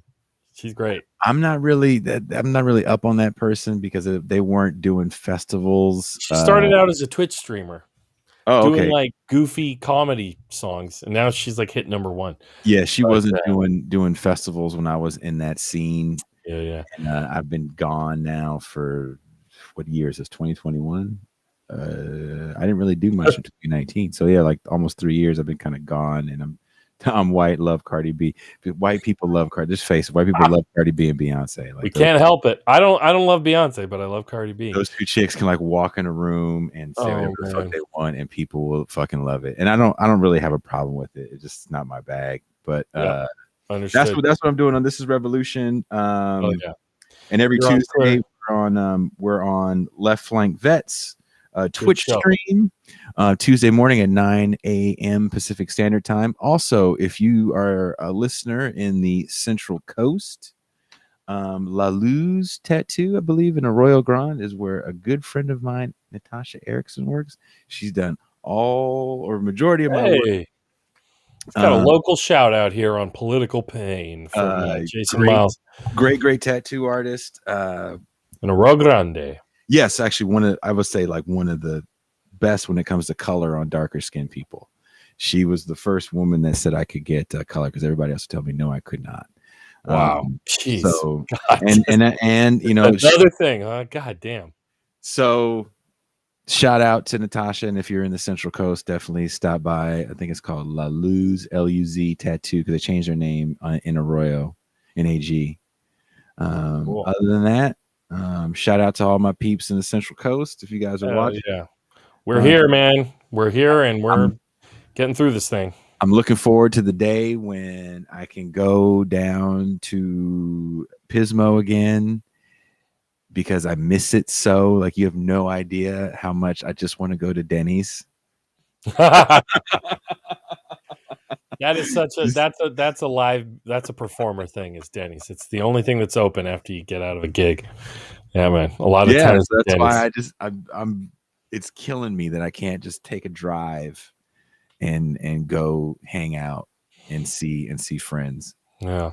So well, cool, man. I'm gonna let you go. I'm gonna talk to the group a little longer, but thank you for being on, Jason. I sprung this on you last minute because I had an interview lined up for Tuesday, but I can't do Tuesdays now. So thank you for being with me here on Wednesday, late notice. I heard you talking true crime. Kulinski Krat on Twitter was like, hey, I started talking to serial killers in my last stream. He's like, hey, Jason, you ever talk to Jason about true crime? I'm supposed to be doing a true crime podcast with somebody. We talk about doing one once a month. Okay, when that happens, I will promote. You better send me links. But I do want to shout out. So John Ross moderates my show that now moderates Political Pain. Shout out to John Ross. Yeah, man. Asked a question about music, and I will leave with this because I'm doing that thing where you're trying to prolong the you pass curfew, so you're going to get that 12 o'clock ass whooping. Oh, it doesn't matter how long you go now. It's happening. The ass whooping's coming. So John Ross asked how I feel about Linkin Park and System of a Down. I'm not a fan of Linkin Park, not my bag.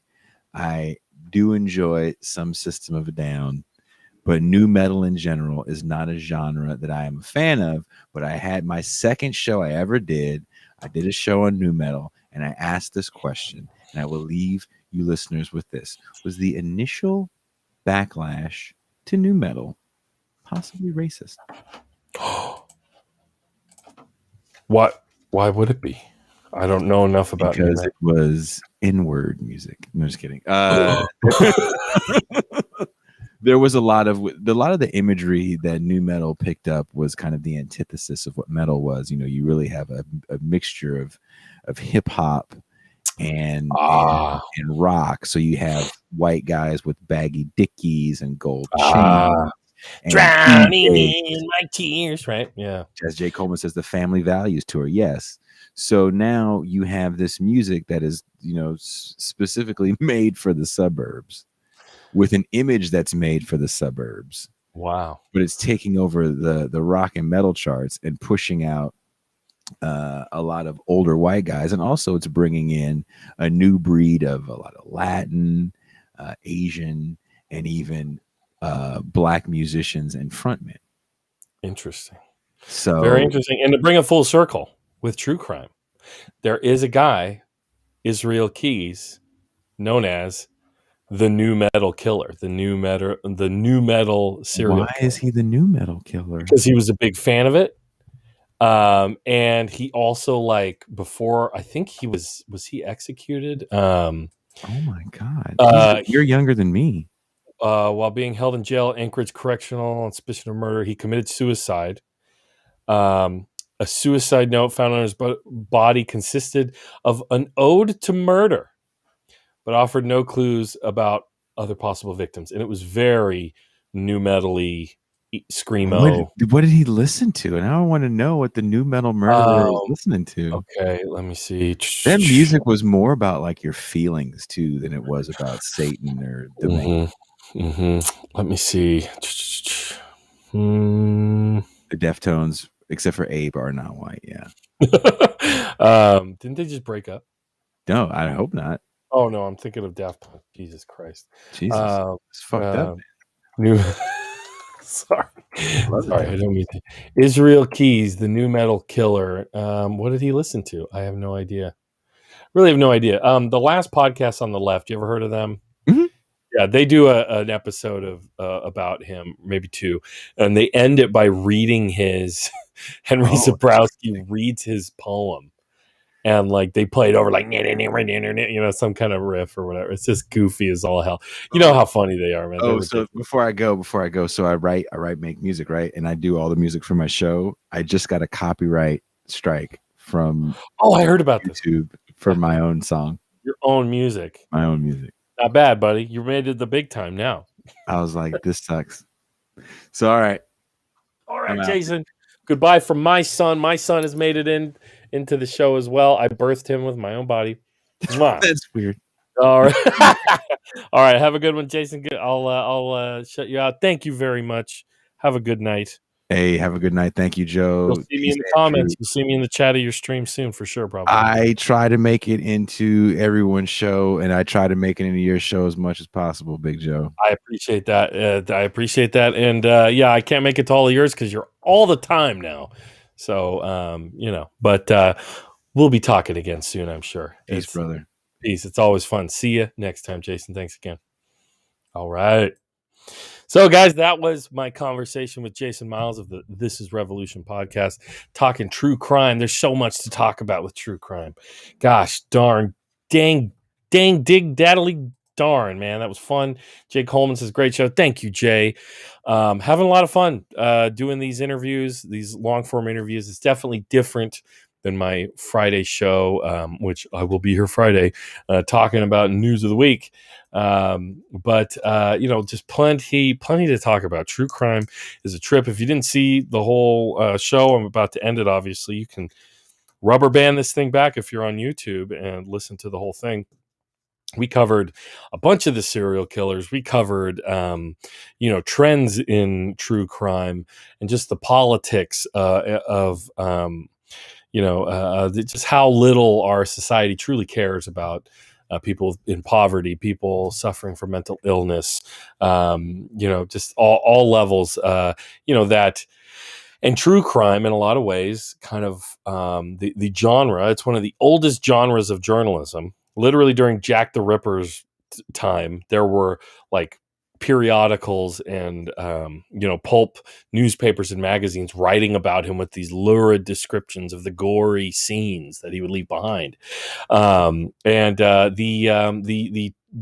term true crime actually comes from an American magazine called True Crime that detailed a bunch of the Bonnie and Clyde, which back then they called it the Barrow Gang because it was Clyde Barrow. But the gang of Bonnie and Clyde gang during the Great Depression, a time of great poverty in the U.S. And Bonnie and Clyde, the Barrow Gang, but also like Pretty Boy Floyd, outlaws were heroified in magazines like True Crime.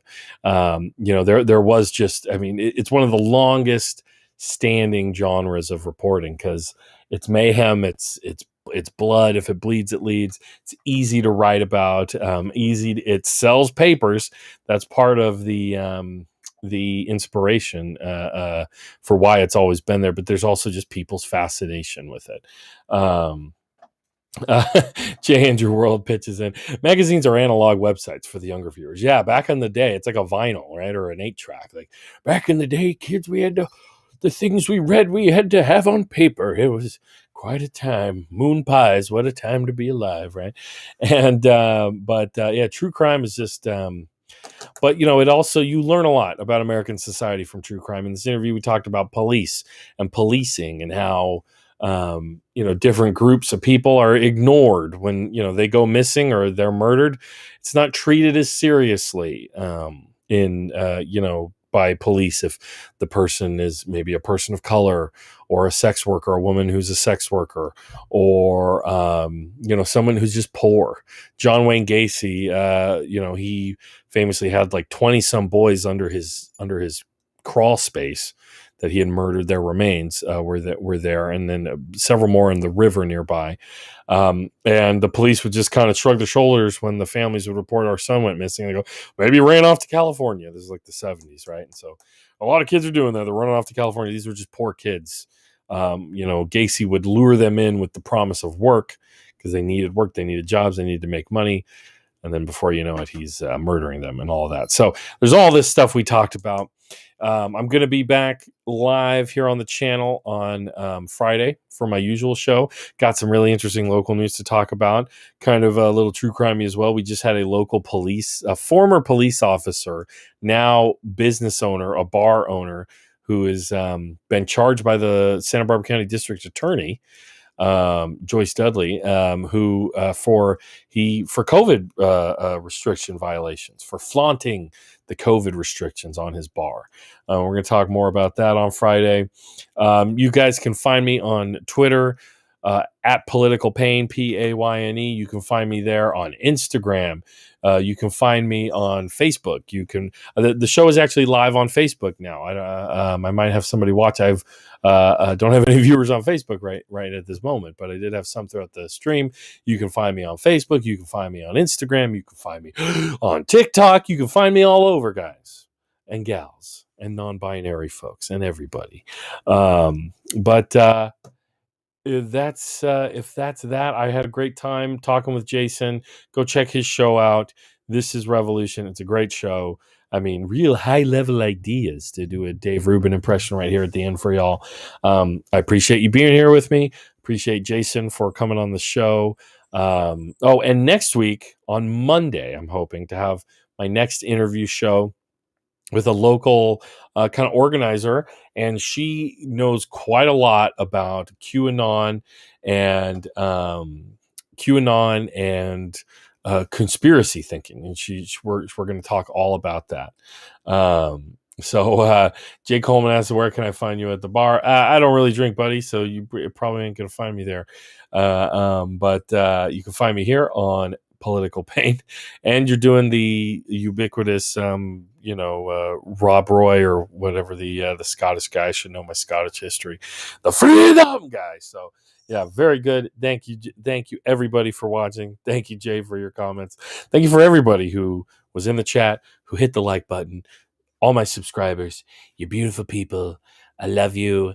Thank you very much. And Jay, we're going to do a QAnon deep dive and just conspiracy thinking, why people go there, and maybe just learn a bit more about it. And what if, evil Yoda, if you still have that person, trying to talk to you about that world, maybe send them the video or something. Hopefully they learn something else. Obviously, I'm not the corporate media or any of that stuff. So, guys, gals, everybody, I appreciate your time. I appreciate your eyeballs on my work. Janger World. Rob Roy was Liam Neeson. I know. The one I'm thinking about is William Wallace. William Wallace. You know what the funny thing is about that movie? We're all, Gibson running around in kilts, fighting the British. The Scottish weren't wearing kilts at that time. It wasn't until like a century or a few later. So totally historically inaccurate to see Scots wearing kilts at that time. Anyway, y'all, I appreciate it. Have a good night. We'll see you.